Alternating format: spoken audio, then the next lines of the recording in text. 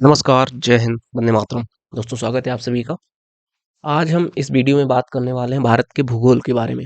इससे पहले मैंने विश्व का भूगोल का कवर किया था।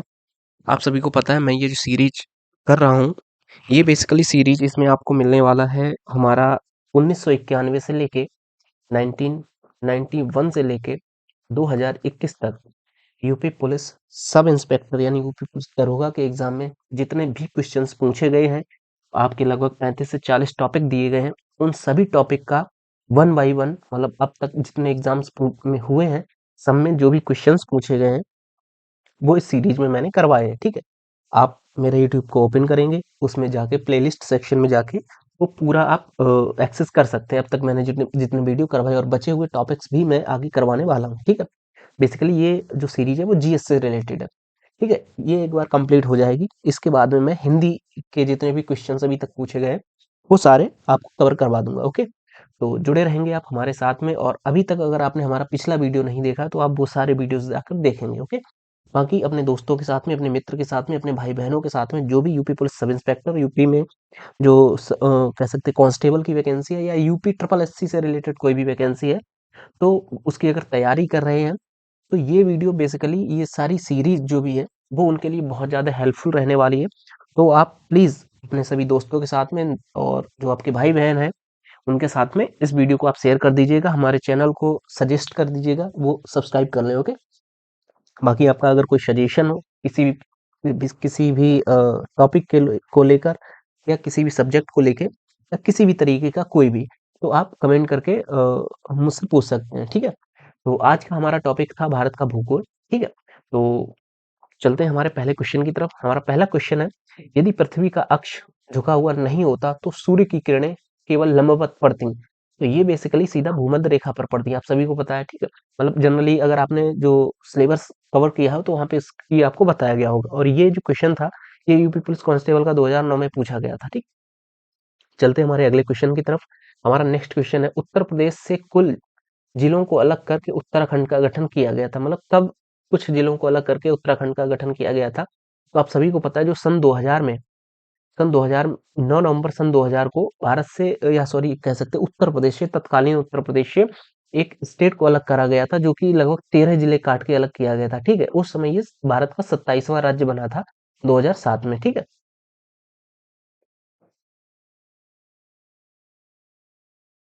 2007 ये बेसिकली 2000 सन 2000 में बना था, लेकिन उस समय इसका जो नाम था वो उत्तरांचल रखा गया था। अगर आप थोड़े पुराने हैं, आपने पुरानी इतिहास पढ़ा है उत्तर प्रदेश का, तो आपको पता होगा। तो उस पहले उत्तर जैसे जो वर्तमान में उत्तर प्रदेश सॉरी उत्तराखंड है, उसका पहले नाम उत्तरांचल था, जो कि 9 नवंबर सन 2000 को ये बेसिकली हमारे उत्तर प्रदेश से ही अलग हुआ था। आपको पता ही होगा, अगर नहीं पता तो आप ध्यान रखेंगे इस बात को। तो ये 9 नवंबर सन 2000 को उत्तर प्रदेश के लगभग 13 जिले काट के उत्तरांचल नाम का एक नया स्टेट बनाया गया था। ठीक है, लेकिन सन 2007 में इस उत्तरांचल का नाम बदलकर उत्तराखंड कर दिया गया था। ठीक, और उस समय जब ये बना था उस समय ये 27वां राज्य था। इसकी राजधानी उत्तराखंड की देहरादून है। बाकी अगर बात करें तो उत्तराखंड राज्य में विधानसभा की सीटें लगभग 71 हैं और राज्यसभा की सीटें 30 हैं और लोकसभा सीटें 5 हैं। हालांकि ये उस समय का था मतलब जो सिनेरियो था। बाकी शायद 2027 में हमारा परिसीमन होने वाला है, उसके बाद में देखा जाएगा कि चूंकि ये जनसंख्या के अकॉर्डिंग था, तो 2027 के बाद में पता चलेगा कि जो जनसंख्या है उसके अकॉर्डिंग जो सीटों का बंटवारा एक नए तरीके से होगा। ठीक है, और इसी की वजह से हमारा जो पुराना संसद भवन था उसमें जगह पर्याप्त नहीं थी विधायकों को सॉरी सांसदों को बैठने के लिए। इस वजह से सेंट्रल विस्टा प्रोजेक्ट के तहत वर्तमान सरकार ने अभी रिसेंटली नई जो कह सकते हैं कि संसद भवन को बनवाया है, और फिलहाल जो संसद चल रही है वो नई संसद भवन में ही चल रही। ठीक, क्लियर हुआ आपको? ये ध्यान रखेंगे आप इस बात को। आगे चलते हैं अगले क्वेश्चन की तरफ। कौन सा दर्रा सिक्किम को चीन के तिब्बत स्वायत्त क्षेत्र से जोड़ता है? ठीक है, ये बेसिकली भारत के इतिहास सॉरी भारत के भूगोल से संबंधित है। ये दर्रा बेसिकली ये होता है जैसे कि जो दो घाटियां, सपोज कोई एक पहाड़ है ये। ठीक है, अब ये पहाड़ जो पर्वतमाला होती है बहुत कह सकते हैं कि ऊंची होती है, बहुत लंबी चौड़ी होती है। तो इसमें जैसे कि अब सपोज मान लीजिए इस तरफ है आपका अफगानिस्तान या पाकिस्तान है। ठीक है, ये इस तरफ पाकिस्तान है, इस तरफ इंडिया है। तो इस तरफ से अगर किसी को इधर आना है तो ये अगर यहाँ से आएगा आएगा तो ये लगभग मान लीजिएगा 5 किलोमीटर ऊंचा पहाड़, तो ये पूरा चढ़ के तब 5 किलोमीटर उतर के आना पड़ेगा। इससे अच्छा ये क्या करता है, ये जो यहाँ पे थोड़ी सी जगह है, चूंकि ये नीचे है, तो यहाँ से इजिली आ सकता है। तो बेसिकली ये जो दो पहाड़ों के बीच में जो रास्ता होता है, आने जाने का जो सुगम रास्ता होता है, इसको दर्रा बोला जाता है। ठीक है, तो यही पूछ रहा है। ये तो बेसिकली आपको मैंने दर्रा बता दिया, दर्रा होता क्या है। अब ये क्वेश्चन ये पूछ रहा है कि सिक्किम को, जो कि वर्तमान में भारत का एक हिस्सा है, भारत का राज्य है, तो ये कह रहा है कि जो सिक्किम है, सिक्किम किस दर्रे के साथ में, यानी कि सिक्किम और चीन को कौन सा दर्रा आपस में इंटरकनेक्ट करता है। यानी कि अगर आपको भारत से चाइना की तरफ जाना है या तिब्बत की तरफ जाना है, तो आप इन निम्नलिखित दर्रों में से किस दर्रे से होके जाएंगे। तो आपका ऑप्शन हो जाएगा नाथुला दर्रा। ठीक है, नाथुला दर्रा के बारे में अगर हम बात करें, तो ये देख सकते हैं आप, नाथुला दर्रा सिक्किम को चीन के तिब्बत स्वायत्त क्षेत्र से जोड़ता है। सिक्किम में ही स्थित जिलेपला दर्रा भी है, यानी कि एक जो दर्रा है जिलेपला, ये भी भारत तथा चीन के बीच में ये व्यापार को बढ़ाता है। ये भी भारत और कह सकते हैं कि डायरेक्ट चाइना के साथ में इंटरकनेक्ट करता है। और यह दर्रा सिक्किम को लहासा से जोड़ता है, और ये चुम्मी घाटी में स्थित है। ठीक है, सिक्किम को लहासा से। बाकी यहाँ पे तो चूंकि जो जिलेपला दर्रा दिया नहीं गया है, तो यहाँ पे हो जाएगा आपका नाथुला दर्रा। ठीक है, आगे चलते हैं अगले क्वेश्चन की तरफ। अगला क्वेश्चन कह रहा है, मुंडा भाषा समूह डॉट डॉट डॉट से संबंधित है। तो आप सभी को पता है, जो ऑस्ट्रो एशियाई लोग हैं उनसे संबंधित है वो बेसिकली मुंडा भाषा। आगे देख लेते हैं इसका एक बार एक्सप्लेनेशन। बाकी ये क्वेश्चन आपका 22 नवंबर 2021 को जो यूपीएसआई का एग्जाम हुआ था, उसकी थर्ड शिफ्ट में ये क्वेश्चन पूछा गया था। मुंडा भाषा समूह ऑस्ट्रो एशियाई से संबंधित है। मुंडा एक भाषा परिवार है जो भारत तथा बांग्लादेश के लगभग 1 करोड़ लोग बोलते हैं। ठीक है, और ऑस्ट्रो एशियाई भाषा परिवार की यह एक शाखा है। मुंडा भाषा वियतनामी भाषा और खमेर भाषा से संबंधित है। हो, मुंडारी और संथाली इस भाषा समूह की प्रमुख भाषाएं हैं। ठीक है, ध्यान रखेंगे इस बात को, चूंकि ये भारत से संबंधित है इस वजह से। अगला क्वेश्चन, निम्नलिखित में से कौन सा पड़ोसी देश एक भूमिबंध देश है, यानी कि स्थलबद्ध देश है, जिसकी तरफ मतलब कह सकते हैं कि ऐसा कौन सा देश है जिसके चारों, जिसकी बाउंड्री कहीं से भी मतलब कह सकते हैं समुद्र से नहीं टच होती है। ठीक है, भूमिबद्ध देश है। म्यांमार, चीन, भूटान, पाकिस्तान। आप सभी को पता है पाकिस्तान का कराची पोर्ट है, और कराची बंदरगाह वहां से लगता है, क्या बोलते हैं, समुद्र से, अरब सागर से। चाइना तो पूरा पूरा समुद्र से लगता है, म्यांमार भी समुद्र से लगता है। ठीक है, बाकी बचा भूटान। भूटान को कह सकते हैं कि 3 तरफ से तो हमने कवर कर रखा है। एक तरफ सिक्किम, एक तरफ आपका पश्चिम बंगाल, और एक तरफ से आपका हो जाएगा असम। लेकिन अगर बात करते हैं उत्तर की ओर से, तो उत्तर की ओर से इसको तिब्बत से, या चाइना या तिब्बत आप मान सकते हैं, तो तिब्बत तिब्बत से ये लगा हुआ है। तो भूटान ही एक ऐसा देश है जो कि स्थलबद्ध देश है। ठीक है, आई आई होप आपको क्लियर हुआ होगा। अगला चलते हैं, क्वेश्चन नंबर 93। भारतीय दंड संहिता का समुद्र में क्षेत्राधिकार कहाँ तक फैला हुआ है। तो बेसिकली 12 नॉटिकल माइल ये बोला जाता है, समुद्री मील तक। ठीक है, तो कह सकते हैं कि समुद्र 12 जो नॉटिकल माइल होता है, 1 नॉटिकल माइल में लगभग 3 किलोमीटर के अराउंड, आई थिंक जने 1.27 किलोमीटर होते हैं। इस तरीके से जो 12 नॉटिकल माइल माइल होते हैं, वहां तक अगर कोई भी, जैसे कि सपोज ये भारत का नक्शा यहाँ पे मैं बना के देखता हूँ एक बार, सपोज यही है। ठीक है, ये इस तरीके से भारत है, यहाँ पे ये अरब सागर है, इधर हिंद महासागर, इधर बंगाल की खाड़ी है। तो मान लीजिए कि 12 नॉटिकल माइल तक ये इतना बॉर्डर बनता जाके 12 मील मील मान लीजिए आप, एक तरीके से सीधा सीधा। ठीक है, तो ये 12 नॉटिकल माइल तक अगर यहाँ पे कोई क्राइम होता है, यहाँ पे कोई क्राइम होता है, या यहाँ पे कोई क्राइम होता है, सपोज नॉटिकल माइल के 12 नॉटिकल माइल के बाहर, तो यहाँ पे अगर कोई क्राइम होता है, तो उसके ऊपर जो जो भारतीय कानून है वो नहीं लगेंगे। लेकिन अगर 12 नॉटिकल माइल के अंदर कोई भी क्राइम होता है, तो उस भले वो किसी भी देश के किसी भी नागरिक ने किया हो, तो पर उसकी जो सजा होगी वो भारतीय दंड संहिता के अनुसार दी जाएगी। ठीक है, क्योंकि वो भारतीय क्षेत्राधिकार है। जिस तरीके से भारत के बॉर्डर के अंदर अगर कोई क्राइम होता है, तो वो भारत का जो कानून विधान है उसके अनुसार उसकी सजा मिलती है। ठीक है, सेम इसी तरीके से जो 12 नॉटिकल माइल तक का जो एरिया रहेगा, या कह सकते हैं कि जो विस्तार होता है भारतीय तट सीमा से, वहां तक अगर कोई भी क्राइम होता है, तो उस पर जो एक्शन लिया जाता है वो भारतीय न्याय संहिता के अनुसार होता है। ठीक है, आगे अगला क्वेश्चन, बनिहाल रेलवे सुरंग कहाँ पे स्थित है। बनिहाल रेलवे सुरंग जानने से पहले आपको पता होना चाहिए कि एक बनिहाल दर्रा भी है। ठीक है, तो वो बेसिकली जम्मू कश्मीर में स्थित है। और जम्मू कश्मीर का अगर बात की जाए, तो जम्मू कश्मीर में जो पीर पंजाल रेंज है, वहां पर ये रेलवे सुरंग बनी हुई है। ठीक है, तो बनिहाल रेलवे सुरंग पीर पंजाल रेल रेंज में स्थित है।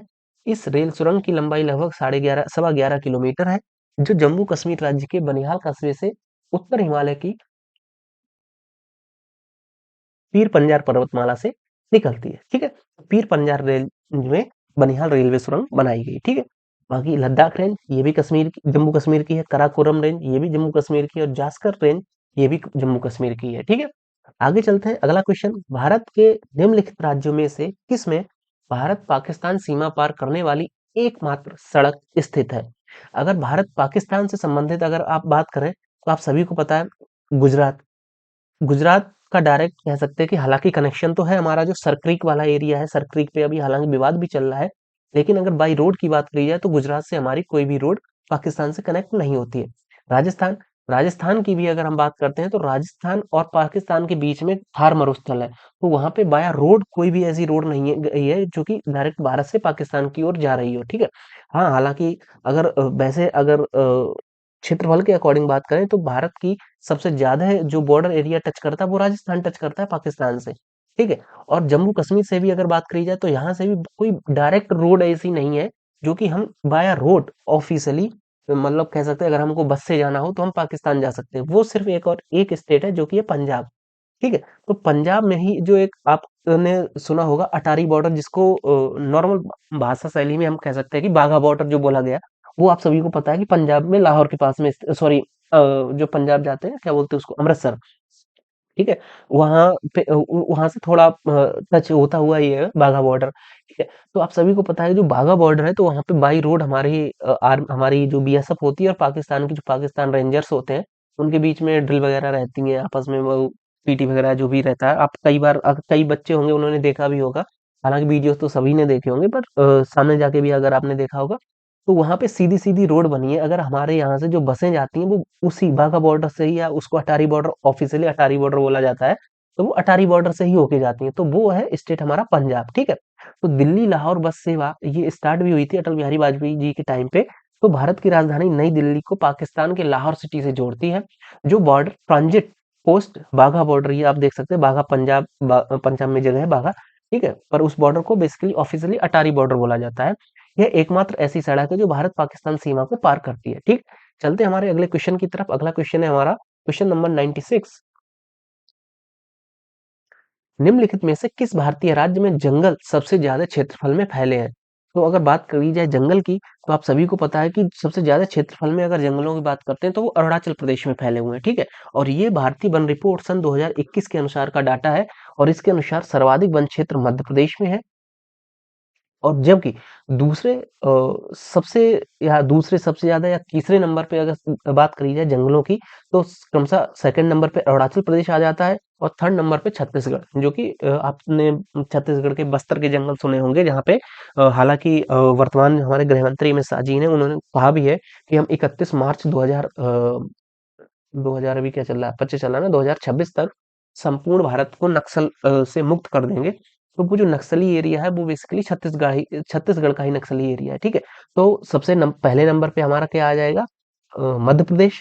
दूसरे नंबर पे आपका अरुणाचल प्रदेश, और तीसरे नंबर पे छत्तीसगढ़। ये हमारे यहाँ पे मतलब कह सकते हैं भारतीय वन रिपोर्ट 2021 के आंकड़ों के अनुसार ये इसका रिजल्ट हो जाएगा। ठीक है, अगला क्वेश्चन, हिमाचल में पांगसाऊ दर्रा मिलता है। तो पांगसाऊ दर्रा अगर बात करें, हिमालय, अच्छा हिमाचल नहीं, ये हिमालय है। ठीक है, हिमालय में पांगसाऊ दर्रा मिलता है। पांगसाऊ दर्रा बेसिकली आपका जो अरुणाचल प्रदेश और म्यांमार बॉर्डर है, जो कि भारत का पूर्वोत्तर स्टेट है। ठीक है, तो ये पांगसाऊ दर्रा यहाँ पे स्थित है, जो कि इस तरफ हमारा अरुणाचल प्रदेश है, इस तरफ म्यांमार स्थित है। ठीक, तो इन दोनों को कनेक्ट करता है। और यहाँ पे अगर आपने बात करी है हिमालय की, तो हिमालय बेसिकली हमारा कह सकते हैं अफगानिस्तान बॉर्डर से स्टार्ट होता हुआ बिल्कुल हमारा म्यांमार बॉर्डर या लास्ट में यहाँ तक आता है। और यहाँ पे क्या है कि अराकामयोमा एक पर्वतमाला है जो कि म्यांमार की पर्वतमाला है। तो यहाँ से कुछ आप कह सकते हैं जो हमारा हिमालय इस तरीके से आके और इधर तक गया, तो वही हिमालय के ही कुछ कण है जो कि वर्तमान समुद्र में आपको अंडमान निकोबार जो द्वीप समूह दिखता है, वो बेसिकली हिमालय का ही एक कह सकते हैं एक्सटेंडेड रूप आप उसको कह सकते हैं। ठीक है, आई होप आपको क्लियर हुआ होगा। अगर आपने थोड़ी बहुत जियोग्राफी पढ़ी है तो वहां पे आपको ये पढ़ाया गया होगा कि जो अंडमान निकोबार है वो बेसिकली हिमालय का ही एक पार्ट है। ठीक, तो ये पांगसाउ जो दर्रा, ये आप ध्यान रखिएगा, यूपी पुलिस का एग्जाम हुआ था सन 2017 में, उसमें ये सीधा-सीधा क्वेश्चन पूछा गया था पांगसाउ दर्रा से, ठीक है? तो आपको दर्रे सारे पढ़ के जाने हैं एग्ज़ाम से में, ठीक है? तो अरुणाचल प्रदेश और म्यांमार को टच करता है कौन के बीच में बॉर्डर लाइन बनाता है या दर्रा बनाता है पांगसाउ दर्रा, ठीक है? अगला कुछ और दर्रे यहाँ पे दिए गए जिनके बारे में हम देख लेते हैं। देखते हैं एक बार हिमालय में पांगसाउ दर्रा अरुणाचल प्रदेश को म्यांमार से जोड़ता है। ये समुद्र से 40,000 से अधिक ऊंचाई, इसको छोड़ दीजिए आप। बस आप ध्यान रखिएगा पांगसाउ दर्रा अरुणाचल और म्यांमार को जोड़ता है। सिप किला दर्रा ये बहुत इंपॉर्टेंट है। ये बेसिकली हिमाचल हिमाचल प्रदेश जो है हिमाचल प्रदेश को तिब्बत से जोड़ता है। और नाथुला दर्रा ये सिक्किम को तिब्बत से जोड़ता है, ठीक है? नाथुला दर्रा के बारे में हम ऊपर पढ़ चुके हैं। तो नाथुला सिक्किम और तिब्बत को जोड़ेगा, सिपकिला दर्रा हिमाचल और तिब्बत को जोड़ेगा, ठीक? आप इसको मार्क कर लीजिएगा इम्पोर्टेंट। हालांकि इम्पोर्टेंट तो आपके सभी दर्रे हैं, क्योंकि कुछ एग्जामिनर को अगर दर्रा पूछना है तो भाई फिर कोई सा भी दर्रा पूछ सकता है ना। जरूरी तो नहीं यही जो 3 दर्रे दिए मैंने यहाँ पे इन्हीं 3 दर्रों से आए। हालांकि आगे आपको और भी आगे दिख जाएंगे कई सारे दर्रे, ठीक है, जो कि एग्जाम में पूछे गए। अगला क्वेश्चन, एक स्थानांतरण खेती बेवर किस भारतीय राज्य में प्रचलित है? तो आप सभी को पता है जो बेवर है, मैंने ये शायद किसी और भी हिस्ट्री में करवाया था ये।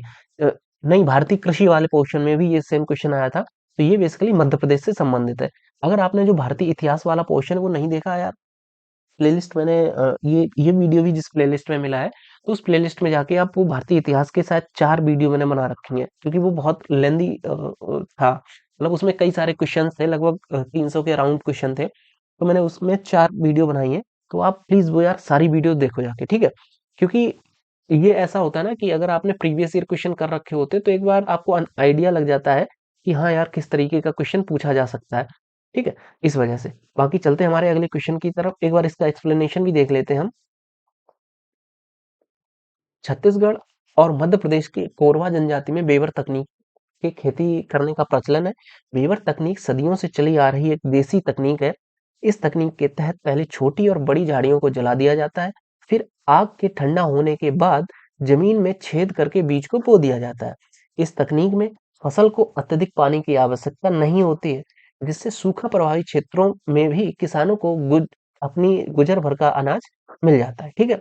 अगला क्वेश्चन, भारत में कौन सा केंद्र शासित प्रदेश 2 राज्यों की राजधानी भी है?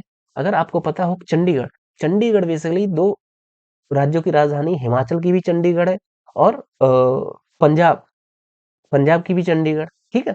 I hope clear. और चंडीगढ़ खुद में एक यूनियन टेरिटरी है, तो ये चंडीगढ़ चंडीगढ़ की भी राजधानी है। अगला क्वेश्चन एक बार इसका देख लेते हैं। हाँ, ये आपको पता ही होगा। ओके, नहीं, हिमाचल की शिमला है। Okay okay, sorry sorry. बाकी हरियाणा की चंडीगढ़ है और पंजाब की चंडीगढ़, ठीक है? और चंडीगढ़ खुद में भी एक यूनियन टेरिटरी है, तो चंडीगढ़ खुद की भी एक कैपिटल है।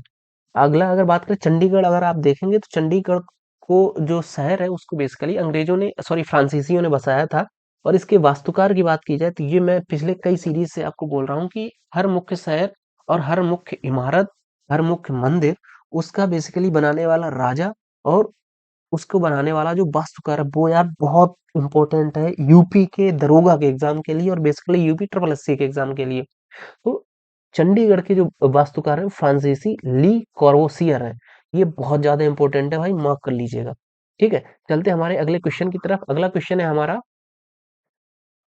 निम्नलिखित में से भारतीय राज्यों में से कहां से कर्क रेखा नहीं गुजरती है? आपने अगर पढ़ा हो तो बेसिकली भारत के 7 राज्यों से होकर कर्क रेखा गुजरती है, ठीक है? और अभी मैं आगे एक एक्सप्लेनेशन में शायद वो लिखा ही होगा। पर इस ऑप्शन के अनुसार आप सभी को पता है राजस्थान से भी कर्क रेखा गुजरती है, त्रिपुरा से भी गुजरती है, मिजोरम से भी गुजरती है। पर उत्तर प्रदेश को कर्क रेखा टच नहीं करती है, बल्कि मध्य प्रदेश से होके निकलती है, ठीक है? ये क्वेश्चन आपका 2018 में जो यूपी कांस्टेबल का एग्जाम हुआ था फर्स्ट शिफ्ट में 18/6/2018 को, उसमें ये क्वेश्चन सीधा सीधा पूछा गया था, ठीक है? एक बार हम ये देख लेते हैं जो 7 स्टेट हैं वो उनमें 7 कौन कौन से स्टेट हैं, आप देख सकते हैं। कर्क रेखा उत्तरी गोलार्ध में भूमध्य रेखा के समानांतर 23.30 डिग्री पर स्थित है और यह पश्चिम से पूरब की ओर खींची गई एक काल्पनिक रेखा है। ये तो खैर नॉर्मल सी बात है, 5 प्रमुख अक्षांश रेखाओं में से एक है जो पृथ्वी के मानचित्र पर स्थित है। बाकी कर्क रेखा भारत के 8 राज्यों से गुजरती है, ठीक है? गुजरात, राजस्थान, मध्य प्रदेश, छत्तीसगढ़, झारखंड, पश्चिम बंगाल, त्रिपुरा व मिजोरम। 1, 2, 3, 4, 5, 6, 7, 8, ठीक है? तो ये 8 स्टेट हैं, ये आप मार्क कर लीजिएगा, चूंकि ये भारत से संबंधित है और भारत का भूगोल इस टॉपिक से कई क्वेश्चंस पहले भी पूछे गए हैं, तो आपको ये इम्पोर्टेंट है कुल मिला के, ठीक है। अगला क्वेश्चन, भारत और श्रीलंका को भाई ये तो समझ लीजिए, यूपीएसआई, यूपी भर्ती बोर्ड, यूपी ट्रिपल एससी या यूपी का कोई भी एग्जाम हो, मतलब मैं 5 के 5 स्टार दे रहा हूँ। मतलब ऐसा कोई एग्जाम नहीं है जहाँ पे ये क्वेश्चन पूछा नहीं गया। हालांकि हो सकता है अब आने वाले टाइम में ना पूछा जाए, पर अभी तक के एग्जाम में ये कई बार पूछा गया। भारत और श्रीलंका कौन सी जो कह सकते हैं खाड़ी है या जल डमरू मध्य है, जल डमरू मध्य, ये अलग करता है। ये आपकी हो जाएगी आपकी पाक जल डमरू मध्य, ठीक है। या क्वेश्चन इस घुमा के भी आ सकता है कि पाक जल डमरू मध्य किन दो देशों को अलग करता है, भारत पाकिस्तान, भारत बांग्लादेश, भारत श्रीलंका, भारत म्यांमार या भारत आ, हाँ म्यांमार।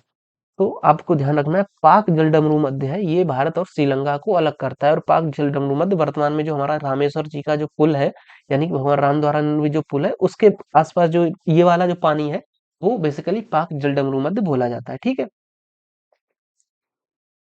क्लियर।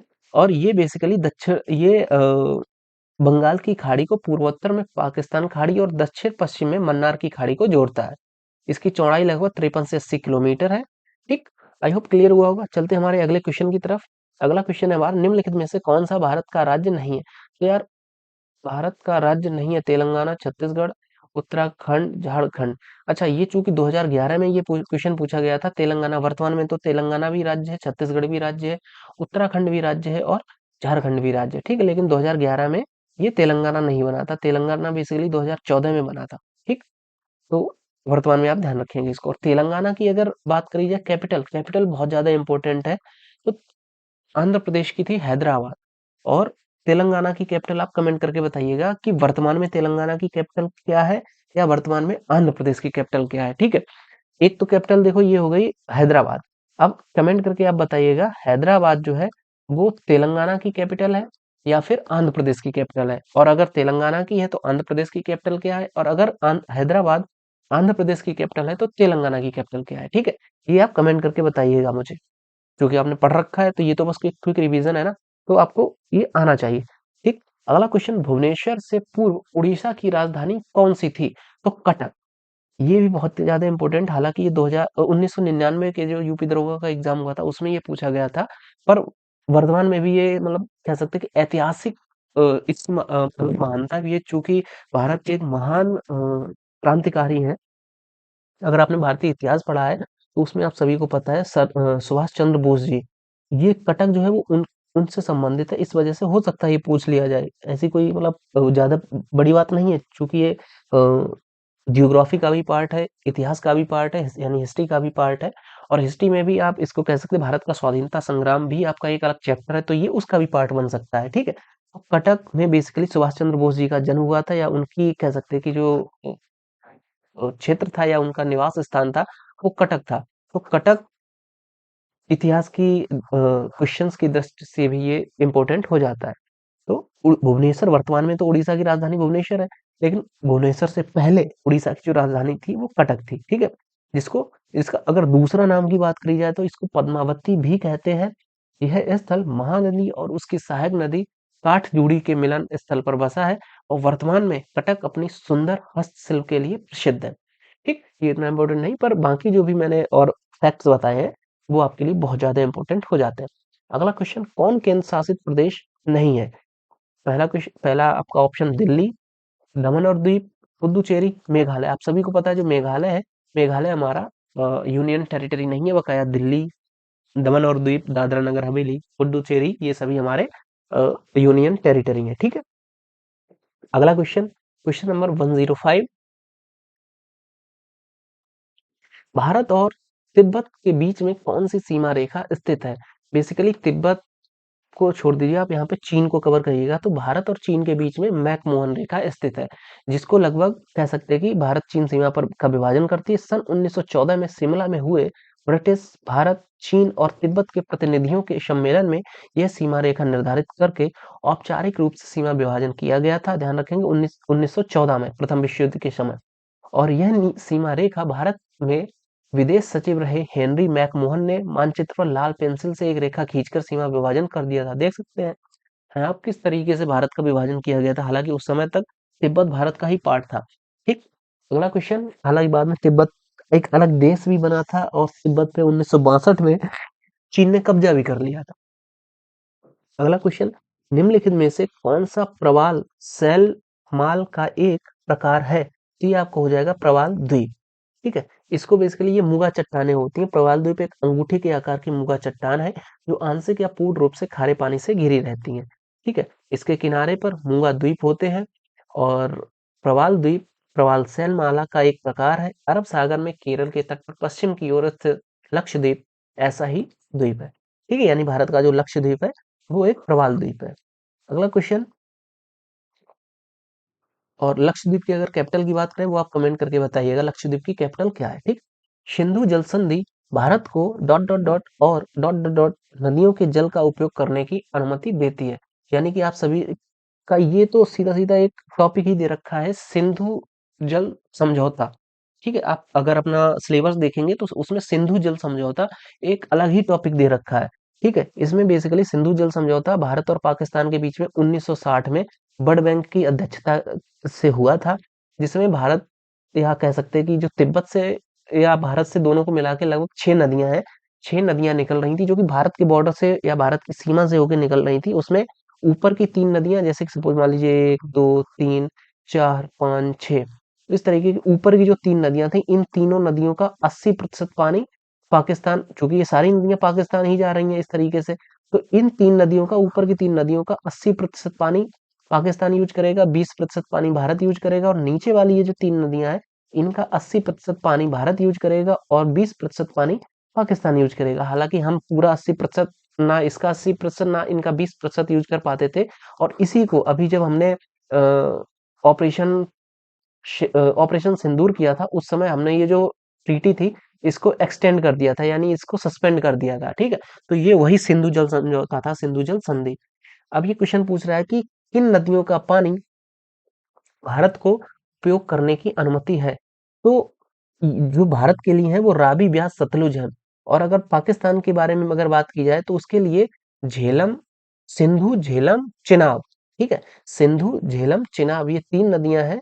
सिंधु, झेलम, चिनाब, ये पाकिस्तान के लिए है। बाकी रावी, ब्यास, सतलुज ये भारत के लिए है। ठीक है, ध्यान रखेंगे। आगे इसका अगर एक्सप्लेनेशन भी देखें, वहां पे लिखा भी है, विश्व बैंक की मदद से भारत और पाकिस्तान के मध्य 1960 में सिंधु जल समझौता किया गया था। इसमें पूर्वी नदियां, जिसमें रावी, ब्यास, सतलुज को भारत को आवंटित किया गया था, जबकि पश्चिमी नदियां सिंधु, चिनाब और झेलम, इनका जो है 80% पानी ये पाकिस्तान यूज करेगा। इस तरीके से इस ट्रीटी में लिखा गया था। ठीक।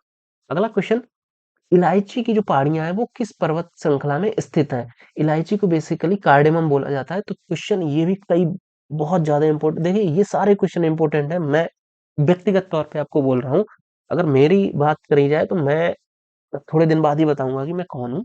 ठीक है, पर इतना समझ लीजिए मैं पुलिस विभाग का ही एक हिस्सा हूँ। ठीक। तो मैंने भी कई एग्जाम दिए हैं, कई अच्छे अच्छे लेवल के एग्जाम दिए, पर यूपी के एग्जाम्स के ये क्वेश्चन हैं, ये बहुत ज्यादा फेवरेट हैं, इसलिए मैं बता रहा हूँ। इलायची की पहाड़ियाँ किस पर्वत पर स्थित है। इसको बेसिकली कई बार ऐसा भी सीधा सीधा अंग्रेजी में बोल दिया जाता है, जैसे यहाँ पे इलायची की पहाड़ियाँ लिखी हैं, सीधा आ जाता है कार्डिमम की पहाड़ियाँ कहाँ पे स्थित है। ठीक है, तो ये आपकी हो जाएंगी बेसिकली पश्चिमी घाट पे। ठीक है, ध्यान रखेंगे इस बात को। अगर भारत का मैप पढ़ा आपने तो इस तरीके से दक्षिण भारत है, यहाँ पे ये वाला जो एरिया है, ये वाला एरिया, इसको पश्चिमी घाट बोला जाता है। और ये वाला जो एरिया है इसको पूर्वी घाट बोला जाता है। विंध्याचल तो यहाँ पे मध्य प्रदेश में स्थित है, विंध्य पर्वतमाला। और पूर्वांचल की अगर बात करी जाए तो उत्तर प्रदेश का और बिहार का ये वाला जो एरिया है इसको बेसिकली पूर्वांचल बोला जाता है। ठीक है, तो पश्चिमी घाट पे यहाँ पे मतलब बिल्कुल दक्षिण में, यहाँ पे केरल में कार्डमम की पहाड़ियां स्थित है, इनको इलायची की पहाड़ी बोला जाता है। ठीक है, चलते हैं हमारे अगले क्वेश्चन की तरफ। अगला क्वेश्चन है हमारा, आगे देखते हैं।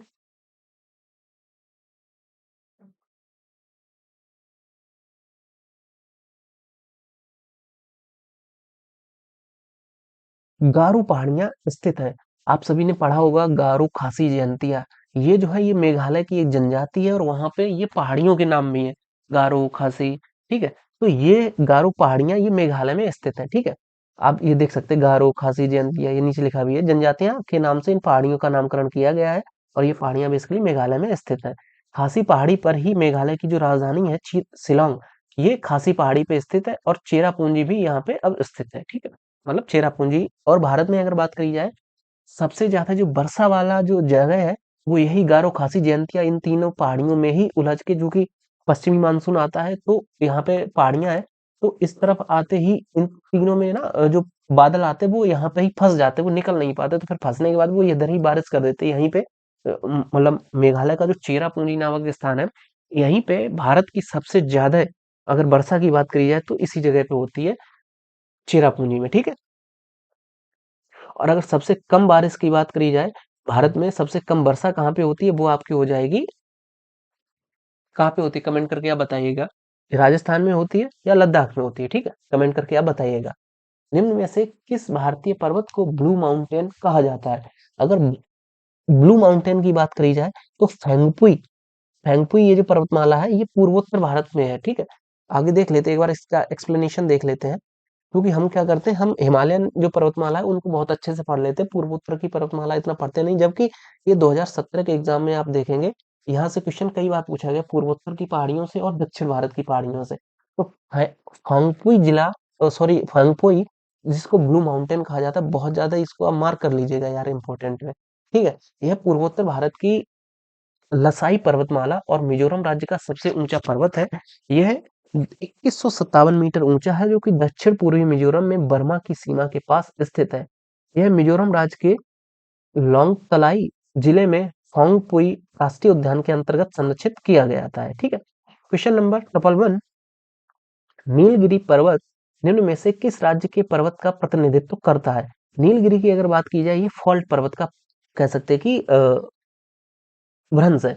आगे देखते हैं, पश्चिमी घाट पे ये स्थित है, वास्तविक पर्वत श्रेणी नहीं है, वरन प्रायद्वीपीय भारत का एक भ्रंश कगार है। और भारत के पश्चिमी घाट की पर्वतमाला के रूप में प्रसिद्ध नीलगिरी पर्वत भारत के तमिलनाडु राज्य का एक प्रमुख पर्यटन केंद्र है। नीलगिरी पर्वत वास्तव में अवशिष्ट पर्वत चट्टानों के अपरदन के फलस्वरूप निर्मित हुए हैं, जिन्हें घर्षित पर्वत भी कहा जाता है। कुल मिलाकर ये फॉल्ट पर्वत यानी कि घर्षित पर्वत है, ठीक है। अगला क्वेश्चन, क्वेश्चन नंबर 112, निम्नलिखित में से कौन सा भारत का सबसे स्थिर पठार है? अगर सबसे स्थिर पठार की बात की जाए तो भारत का जो दक्कन का पठार है वो सबसे स्थिर पठार है। अगर इन बाकी सभी पठारों की बात की जाए, मालवा का वो जो पठार है, आप सभी को पता है, जो भारत में मध्य प्रदेश और राजस्थान के एरिया में जो पठार है उसको मालवा का पठार कहते हैं। दक्कन का पठार की बात करी जाए, जो कर्नाटक वाले एरिया में ये वाला जो पठार है, ये दक्कन का पठार हो जाएगा। छोटा नागपुर का पठार अगर मध्य प्रदेश और उत्तर प्रदेश, बिहार, छत्तीसगढ़ इस एरिया की बात करी जाए, इसमें जो पठार है वो छोटा नागपुर का पठार हो जाता है। और यहीं पे मतलब पूरी तरीके से मध्य प्रदेश में अगर बात करते हैं, अमरकंटक की पहाड़ियां हैं, हालांकि ये पठार नहीं है, अमरकंटक की पहाड़ियां हैं जहां से नर्मदा नदी निकलती है और इधर सोन नदी निकल के गंगा में मिल जाती है, ठीक है। और यहाँ पे नर्मदा नदी निकल के इधर पश्चिम की ओर निकलने लगती है, ठीक है। अगला क्वेश्चन, अगर अगला क्वेश्चन की बात करें, लघु हिमालय और बाहरी हिमालय के बीच सपाट को किस नाम से जाना जाता है? ठीक है, तो ये कई बार आपने पढ़ा भी होगा, सुना भी होगा। देखिए, अरावली पठार तो होगा नहीं, लघु घाटी ये तो कोई वर्ड भी शायद आपने नहीं सुना होगा। मध्य पहाड़ी मैदान हो सकता है ये आपने सुना हो, पर ये क्वेश्चन ये कह रहा है लघु हिमालय। जैसे हिमालय के बेसिकली 4 टर्म होते हैं ना, ट्रांस हिमालय और ये हिमालय, उसके बाद लघु हिमालय, फिर लास्ट में ये बाहरी हिमालय या शिवालिक हिमालय। तो ये पूछ रहा है कि लघु हिमालय और शिवालिक हिमालय के बीच का ये जो एरिया है, इसको क्या जनरली बोला जाता है? यहाँ पे जो मैदान है इसको क्या बोलते हैं? आपने ये पढ़ा होगा दून, जैसे कि देहरादून। तो देहरादून जो है वो लघु हिमालय और शिवालिक हिमालय के जो बीच का एरिया है इसको बोला जाता है, ठीक है। तो ये दून बोला जाता है इसको, ठीक। और ये 2017 के एग्जाम में देख सकते हैं आप, पूछा गया। अगला क्वेश्चन, इसका एक्सप्लेनेशन हो सकता है आगे दिया, देख लेते हैं एक बार, क्योंकि एक्सप्लेनेशन तो सभी का ही दिया गया है ना। ये देखते हैं आप, लघु हिमालय तथा या मध्य हिमालय तथा बाह्य हिमालय या शिवालिक हिमालय इसको बोला जाता है। तो इसके बीच में अनेक घाटियां पाई जाती हैं। इन घाटियों को पश्चिमी और मध्य भाग में दून तथा पूर्वी भाग में द्वार कहते हैं। मतलब इन घाटियों के जो पश्चिमी भाग है या मध्य भाग है, सपोज मान लीजिए पूरा एरिया है, तो यहाँ मध्य भाग और पश्चिमी भाग, यहाँ पे इनको दून बोला जाता है, और पूर्वी भाग में इसको द्वार बोला जाता है। जैसे, और इसी में हरिद्वार आपका स्थित है और यहाँ पे देहरादून आपका स्थित है, ठीक है। ठीक। अगला क्वेश्चन, निम्नलिखित में से कौन सी श्रृंखला एक छोर पर लद्दाख को कश्मीर की घाटी और चिनाब नदी से अलग करती है और हिमाचल प्रदेश क्षेत्र में स्पीति के से किन्नौर को अलग करती है? ये आपका हो जाएगा जास्कर पर्वत श्रृंखला, ठीक। अगला क्वेश्चन, नीलगिरी पर्वत के उदाहरण है। तो नीलगिरी पर्वत बेसिकली अवशिष्ट पर्वतों के उदाहरण मैंने आपको अभी ऊपर ही बताया था। ठीक है, अगला क्वेश्चन, हाँ एक बार इसकी वो देख लेते हैं, पहाड़ियाँ या कहाँ पे फैला हुआ है। तो नीलगिरी पर्वतमाला बेसिकली पश्चिमी घाट का पहाड़ है या पर्वतमाला है। यह तमिलनाडु, कर्नाटक और केरल में फैला हुआ है। अवशिष्ट पर्वतों में सतपुड़ा के पर्वत, पारसनाथ पर्वत, राजमहल की पहाड़ियां ये आ जाती हैं। ठीक है, ध्यान रखेंगे इस बात को। अगला क्वेश्चन, हिमालय का तीसरा सबसे बड़ा शिखर कौन सा है? हिमालय का अगर तीसरे सबसे बड़े शिखर की बात करी जाए तो माउंट कंचनजंगा। ठीक है, सबसे ऊंचा पर्वत आपका कौन सा हो जाएगा हिमालय का? पहला माउंट एवरेस्ट। ठीक है, वो सबसे ऊंचा हो जाएगा। दूसरे नंबर पे आ जाएगी आपकी K2 गॉडविन ऑस्टिन, और तीसरे नंबर पे माउंट कंचनजंगा। ठीक, ध्यान रखेंगे आप इस बात को। हिमालय का तीसरे सबसे बड़ा शिखर जो है कंचनजंगा है, जो कि सिक्किम में के उत्तर पश्चिम में हिमालय की सीमा पर स्थित है। और कंचनजंगा विश्व की तीसरे सबसे ऊंची चोटी है। इसकी ऊंचाई 8,586 मीटर स्थित है, और दार्जिलिंग से 74 किलोमीटर उत्तर पश्चिम में स्थित है। ठीक है, और विश्व की सबसे छोटी ऊंची चोटियों में आप देख सकते हैं, यहाँ पे दी भी गई है। माउंट एवरेस्ट 8,848 मीटर, K2 जिसको गॉडविन ऑक्सिन भी बोला जाता है 8,611 मीटर, और तीसरे स्थान पर कंचनजंगा जो कि 8,586 मीटर स्थित है। ठीक, अगला क्वेश्चन, भौगोलिक इतिहास की दृष्टि से सबसे कम आयु की पर्वत श्रृंखला है। अगर सबसे कम आयु की बात करी जाए या सबसे नया पर्वत श्रृंखला की बात करी जाए तो आपका हिमालय। ये क्वेश्चन कई बार इस तरीके से पूछ लिया गया है कि सबसे युवा पर्वत श्रृंखला कौन सी है या सबसे नया पर्वत कौन सा है, तो आपका हो जाएगा हिमालय। और वहीं अगर बात करी जाए सबसे वृद्ध पर्वत श्रृंखला की, तो वो आपका हो जाएगा सबसे पहला सबसे वृद्ध या दुनिया का सबसे पुराना पर्वत श्रृंखला, वो हो जाएगा आपका अरावली की पहाड़ियां। ठीक है, ध्यान रखेंगे आप इस बात को, अरावली पर्वतमाला। आगे हो सकता है इसका एक्सप्लेनेशन में भी दिया गया, देख लेते हैं एक बार। नहीं, इसमें सबसे वृद्ध वाला नहीं है, पर हाँ अरावली जो है वो दुनिया की सबसे वृद्ध पर्वत श्रृंखला, देख सकते हैं आप। हिमालय पर्वत एक नवीन या बलित पर्वत है, और ये अभी बन ही रहा है। ठीक है, और हिमालय पर्वत का निर्माण आज से 5-6 करोड़ वर्ष पूर्व सागर तल के नीचे धंस जाने के कारण हुआ था।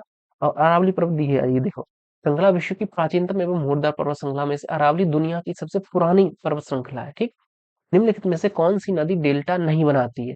ठीक है, अगर डेल्टा की बात करी जाए, वो बेसिकली वो नदियां, जैसे कि जो कोई नदी है वो अपने साथ में कूड़ा करकट लेके आती है, जलोढ़ मिट्टी लेके आती है, वो यहाँ पे, जैसे सपोज ये यहाँ पे समुद्र में गिर रही, तो यहाँ पे लाके वो इकट्ठा कर लेती है। उससे क्या होता है ना कि यहाँ पे कई बार ये मिट्टी ले आके यहाँ पे कई ऊंचा सा पहाड़ जैसा बन जाता। फिर क्या करती, सपोज ये नदी की धारा आ रही, यहाँ से निकल नहीं पाती, तो इस तरीके से इधर से या बीच में से भी कहीं से निकल के तब यहाँ पे गिरती है, तो वो एक अच्छा सा व्यू बन जाता है, जिसको वो बेसिकली डेल्टा बोला जाता है या जलप्रपात बोला जाता है इसको। ठीक है, तो निम्न में से ऐसी कौन सी नदी है जो कि डेल्टा का निर्माण नहीं करती है? और इसका एक इम्पोर्टेंट ये भी हो जाता है कि बेसिकली जो बंगाल की खाड़ी में नदियां गिरती हैं, वो सारी नदियां डेल्टा का निर्माण करती हैं। जबकि उसकी अपेक्षा अगर जो अरब सागर में नदियां गिरती हैं, वो डेल्टा का निर्माण नहीं करती हैं। उसको कुछ और बोलते हैं, अभी देखते हैं, शायद ऊपर दिया गया होगा इसके एक्सप्लेनेशन में। तो बेसिकली आपको इसमें से बस ये बताना है कि कौन सी नदी है जो कि पश्चिम की ओर यानी कि अरब सागर में गिरती है। गंगा, गंगा आप सभी को पता है ये सुंदरबन डेल्टा का निर्माण करती है, तो गंगा तो इसका ऑप्शन होगा नहीं। महानदी, ये भी बंगाल की खाड़ी में गिरती है। कावेरी नदी, ये भी बंगाल की खाड़ी में शायद गिरती है कि नहीं गिरती है। कावेरी नहीं गिरती है, बंगाल की खाड़ी में गिरती है। नर्मदा नदी एक ऐसी नदी है जो कि इस तरफ गिरती है, क्या बोलते हैं, अरब सागर में। ठीक है, गुजरात के निकट, ये खंबात की खाड़ी से ये यहाँ पे गिरती है नर्मदा नदी। ठीक, तो देख लेते हैं एक बार इसका एक्सप्लेनेशन, ये या कुछ वर्ड होता है उसको उसका निर्माण करती है, दिया गया है इसमें कहीं। ये जो वर्ड है था, ये था एस्चुरी का निर्माण। ठीक है, तो अरब सागर में गिरने वाली नदियां एस्चुरी का निर्माण करती है, देख लेते हैं आप। नर्मदा तथा ताप्ती नदी ये डेल्टा नहीं बनाती है। नर्मदा नदी पूरब से पश्चिम की दिशा में प्रवाहित होने वाली तथा अरब सागर में गिरने वाली सबसे लंबी नदी है। लगभग इसकी लंबाई 1312 किलोमीटर है, जो कि मैकाल पर्वत की अमरकंटक पहाड़ियों से निकलती है और मध्य प्रदेश तथा गुजरात होते हुए हड़ौच के निकट खंबात की खाड़ी में गिर जाती है। यह एक तंग घाटी में बहती है। इसके उत्तर में विंध्याचल और दक्षिण में सतपुड़ा पर्वत स्थित है। नर्मदा भारत के सबसे बड़े एस्चुरी का निर्माण करती है, ठीक है। तो ये जो है ये एस्चुरी का निर्माण करती है। वहीं अगर गंगा महानदी की बात की जाए तो ये नदियां डेल्टा का निर्माण करती हैं, ठीक है। अगला क्वेश्चन, मुहानों का जल डॉट डॉट डॉट होता है समुद्री जल से कम खारा, नदी के जल की तरह कम खारा, समुद्री जल से अधिक खारा, बिल्कुल ही खारा नहीं होता है। ये बेसिकली मुहाना वो इसी को बोलते हैं, मतलब जो जहाँ पे नदियां गिरती हैं इस जल को, सपोज ये आपकी मान लीजिए कोई खाड़ी है और यहाँ से ये नदी आके यहाँ पे गिरी तो इस जगह को बोलते हैं मुहाना, ठीक है। तो बेसिकली ये जो समुद्री जल से कम खारा जल होता है यहाँ पे, क्योंकि इधर से नदी आ रही है, समुद्र का जल मान लीजिए बहुत खारा है पर इधर से तो ताजा पानी आ रहा है ना, तो इसको ये कम खारा होएगा अपेक्षाकृत समुद्री जल के, ठीक है। तो ऑप्शन ए इसका आंसर हो जाएगा। अगला क्वेश्चन, कौन सी नदी हैदराबाद शहर से होकर बहती है? तो हैदराबाद शहर से मूसी नदी बहती है। और हैदराबाद कई बार क्वेश्चन इस तरीके से भी पूछा जा सकता है, बताइए मूसी नदी के किनारे कौन सा शहर स्थित है, या हैदराबाद शहर किस नदी के किनारे स्थित है, तो वो हो जाएगा आपका मूसी नदी, ठीक है, ध्यान रखें। और ये कृष्णा नदी की सहायक नदी है। इस नदी का जो स्रोत है वो अनंतगिरी की पहाड़ियां जो कि तेलंगाना राज्य में स्थित है। इसी नदी के किनारे हैदराबाद शहर बसा हुआ है, और हिमायत सागर और उस्मान सागर इस नदी पर बसाए गए बांध है। ये जो है ये इस हिमायत सागर और उस्मान सागर ये बेसिकली बांध है, ठीक है, जो हैदराबाद के लिए पानी के स्रोत के रूप में कार्य करते हैं। मीनचेल ये केरल के कोड़प्पम जिले में स्थित है, तथा नेत्रावती ये पश्चिमी घाट या कर्नाटक में से निकलती है, ठीक है। अगला क्वेश्चन, भारत की विभिन्न नदियों में जल की गुणवत्ता सुधारने के लिए पर्यावरण एवं वन मंत्रालय की एक प्रमुख योजना कौन सी है? वो आपकी हो जाएगी राष्ट्रीय नदी संरक्षण योजना। ये 2017 में क्वेश्चन पूछा गया था यूपीएसआई में, ठीक। चलते हमारे अगले क्वेश्चन की तरफ। अगला क्वेश्चन है हमारा क्वेश्चन नंबर 122। गंगा नदी निम्नलिखित में से किस राज्य से होकर नहीं बहती है? आप सभी को पता है गंगा नदी पहले उत्तराखंड से निकलती है, उत्तराखंड के बाद उत्तर प्रदेश में प्रवेश करती है, उत्तर प्रदेश के बाद में बिहार में चली जाती है, ठीक है। उत्तराखंड हट गया और बिहार भी हट गया, उसके बाद में बिहार के बाद में ये थोड़ी सी शायद छत्तीसगढ़ में जाती है कि नहीं जाती, पता नहीं। उसके बाद में ये पहुंचती है पश्चिम बंगाल। पश्चिम बंगाल में ही ये दो पार्ट्स में डिवाइड हो जाती है। एक भाग इसका बांग्लादेश में चला जाता है, जिसको बांग्लादेश में पद्मा पद्मा बोलते हैं कि जमुना बोलते हैं, आप कमेंट करके बताइएगा। गंगा नदी को बांग्लादेश में क्या कहते हैं, ठीक है। और वहीं ब्रह्मपुत्र नदी को बांग्लादेश में क्या कहते हैं, ठीक है। तो वहां पे चली जाती है हालांकि। और उसके बाद में तो ये पश्चिम बंगाल भी इसका ऑप्शन नहीं रहेगा, बचा अरुणाचल प्रदेश। अरुणाचल प्रदेश में बेसिकली ब्रह्मपुत्र नदी बहती है, और जिसको बांग्लादेश में डॉट डॉट डॉट बोलते हैं। तो आप कमेंट करके बताइएगा कि ब्रह्मपुत्र नदी को, ये देखिएगा हमारे देश में ब्रह्मपुत्र नदी है, और दुनिया का सबसे बड़ा रिवर आइलैंड भी जो मांजुली रिवर आइलैंड है ये ब्रह्मपुत्र पे स्थित है, आप सभी को पता ही होगा, ठीक है।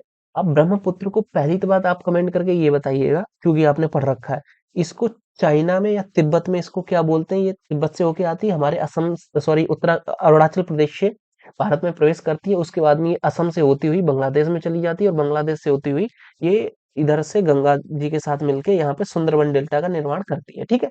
तो पहले तो बात, गंगा जी इधर से आई, गंगा जी की यहाँ पे दो धाराएं हो गई, एक बांग्लादेश में चली गई, एक पश्चिम बंगाल में चली गई। तो जो बांग्लादेश में गई है उसको, गंगा जी की उस धारा को बांग्लादेश में क्या कहते हैं? सेम इसी तरीके से जो ब्रह्मपुत्र नदी है उसको भारत में तो ब्रह्मपुत्र बोलते हैं, उसको चीन में या तिब्बत में क्या बोलते हैं, और उसको बांग्लादेश में क्या बोलते हैं, ठीक है।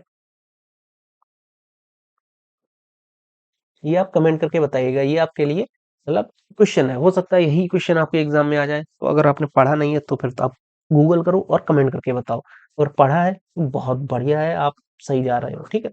अगला क्वेश्चन, क्वेश्चन एक बार इसका एक्सप्लेनेशन देख लेते हैं। अरे यार इसमें दिया भी गया है, चलो कोई बात नहीं, लेकिन आप ये बताओ ब्रह्मपुत्र से संबंधित तो नहीं दिया गया ना, मतलब ब्रह्मपुत्र का आप बताओगे कि ब्रह्मपुत्र को कहाँ पे क्या बोलते हैं। गंगा नदी उत्तराखंड के गढ़वाल, हिमालय से गंगोत्री से भागीरथी के नाम से निकलती है, देवप्रयाग से ये निकलने आने वाल अलकनंदा नदियों से मिल जाती है, फिर गंगा नदी के नाम से ये आगे बढ़ जाती है। वहां से उत्तर प्रदेश, बिहार, झारखंड तथा पश्चिम बंगाल, झारखंड में जाती है, ठीक है। पश्चिम बंगाल से होते हुए यहाँ फरक्का बैराज एक बनाया गया, वहां से आधी रास्ता, मतलब कह सकते हैं यहाँ से दो धाराएं हो जाती हैं, एक बंगाल में या कह सकते हैं कि पश्चिम बंगाल में रह जाती है, और दूसरी ये बांग्लादेश में चली जाती है, ठीक है। और बांग्लादेश में इसको इस नाम से जाना जाता है, मैं इसको हटा देता हूँ, ठीक है, नाम से जाना जाता है। और गंगा भारत की सबसे बड़ी नदी है, इसकी लंबाई 2525 किलोमीटर है, ठीक है। बाकी मैंने जो क्वेश्चन पूछे हैं ऊपर वो आप कमेंट करके बताइएगा डेफिनेटली। अगर आपने नहीं बताया तो देख लेना भाई, ठीक है।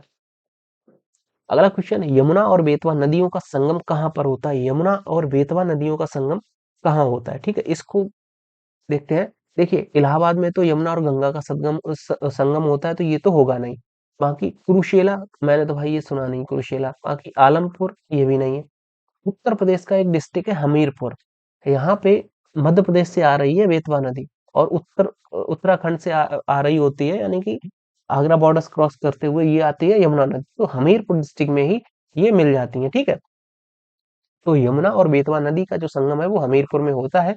और बेतवा यमुना की सहायक नदी है जो कि विंध्य श्रेणी से निकलती है। बेतवा नदी पर प्रसिद्ध माता टीला बांध स्थित है, और बेतवा और केन नदी को नदी जोड़ो योजना के तहत जोड़ा जा रहा है, ठीक। आई होप क्लियर हुआ होगा। और ये जो हमीरपुर है वो उत्तर प्रदेश का एक जिला है, और उत्तर प्रदेश में भी ये कह सकते हैं कि बुंदेलखंड जो क्षेत्र है वहां पे ये उस क्षेत्र में ये डिस्ट्रिक्ट है हमीरपुर। अगला क्वेश्चन, कराकोरम की दक्षिणी सीमा कराकोरम की दक्षिणी सीमा किस भारतीय नदी से बनी हुई है? ये आपका हो जाएगा गिलगित। कराकोरम की जो दक्षिणी सीमा है वो गिलगित, सिंधु और शुक नदियों के द्वारा पश्चिम से पूरब तक बनाई गई है, और सीमा सॉरी हिमालय सीमा की उत्तर पश्चिम छोर की सीमा को अलग करती है। इसके उत्तर पश्चिम कोने में पामीर का पठार स्थित है। गिलगित नदी जम्मू कश्मीर के लद्दाख में बहने वाली सिंधु नदी की सहायक नदी है, ठीक है। अगला क्वेश्चन, निम्नलिखित में से कौन सा शहर गोदावरी नदी के किनारे स्थित नहीं है? नासिक, नांदेड़, नवसारी, निजामाबाद। तो देखिए, नासिक भी गोदावरी नदी के किनारे स्थित है, नांदेड़ भी गोदावरी नदी के किनारे स्थित है, और निजामाबाद भी गोदावरी नदी के किनारे स्थित है। पर अगर नवसारी की बात करी जाए, ये जो है ये गोदावरी की नहीं बल्कि एक दूसरी नदी है जिसका नाम था पूर्ण नदी या पूर्णा नदी, ठीक है। आगे दिया भी होगा कहीं, यही देखिए, नासिक, नांदेड़ तथा निजामाबाद ये गोदावरी नदी के किनारे स्थित है। गोदावरी की लंबाई 1465 किलोमीटर है, किंतु नवसारी शहर ये पूर्णा नदी है एक, जो कि सूरत से 17 मील दक्षिण पूर्व स्थित पे एक प्रसिद्ध शहर है, ठीक है। तो ये पूर्णा नदी पर स्थित है नवसारी। अगला क्वेश्चन, निम्नलिखित में से प्रायद्वीपीय भारत की सबसे बड़ी नदी कौन सी है? अगर प्रायद्वीपीय भारत की सबसे बड़ी नदी की बात करी जाए तो वो बेसिकली आपकी हो जाएगी गोदावरी नदी, ठीक है। इसका अगर एक्सप्लेनेशन की बात करें वो एक बार देख लेते हैं। भारत की प्रायद्वीपीय नदियों में सबसे बड़ी नदी गोदावरी है, ये देखिए आप, और ये आप स्नैपशॉट लेना चाहें तो स्नैपशॉट ले सकते हैं, बहुत ज्यादा इंपॉर्टेंट है। गोदावरी की लंबाई 1465 किलोमीटर है। ये नदी महाराष्ट्र के नासिक जिले के त्र्यंबकेश्वर नामक पहाड़ी से निकलती है। महानदी की बात करी जाए, इसकी लंबाई 851 किलोमीटर है, और ये सिंघावा पर्वत श्रेणी छत्तीसगढ़ से निकलती है। कृष्णा नदी की बात की जाए, इसकी लंबाई 1400 किलोमीटर है। ये महाबलेश्वर के निकट पश्चिमी घाट से निकलती है। और कावेरी नदी ये 765 किलोमीटर है, और इसका अगर उद्गम की बात करी जाए, ये कर्नाटक के कुर्ग जिले में स्थित है, और ब्रह्मगिरी चोटी से इसका उद्गम होता है। बहुत ज्यादा है भाई, मतलब 5 टाइम मार्क कर लो आप इसको, ठीक है। अगर आप यूपी का कोई भी एग्जाम दे रहे हैं तो बहुत ज्यादा इंपॉर्टेंट है ये। इवन जो प्रायद्वीपीय नदियां हैं वो इतने से ही आपका क्वेश्चन बन जाएगा, कांस्टेबल लेवल तक का तो क्वेश्चन इन 4 नदियों से ही बनेगा, इससे आगे नहीं निकलने वाला है, ठीक है। हमारा अगला क्वेश्चन बन जाता है, अगला क्वेश्चन, भूजल रिसाव के द्वारा रिचार्ज हो जाता है। भूजल रिसाव के द्वारा रिचार्ज हो जाता है। कुछ स्थानों पर भूजल भौम जल स्तर के नीचे कठोर चट्टान की परतों के बीच होता है, और इस जल को कहते हैं, इसको बोलते हैं एक्वीफर, ठीक है। वह जल, जैसे कि बारिश हुई है, बारिश के बाद में जमीन के अंदर पानी पहुंच जाता है, ठीक है। और उसके बाद में क्या होता है, भौजल स्तर के नीचे कठोर चट्टानों की परतों के बीच होता है। इस जल को एक्वीफर या जलभृत कहते हैं, ठीक। अगला क्वेश्चन, निम्नलिखित में से कौन सी नदी यमुना नदी की सहायक नदी नहीं है?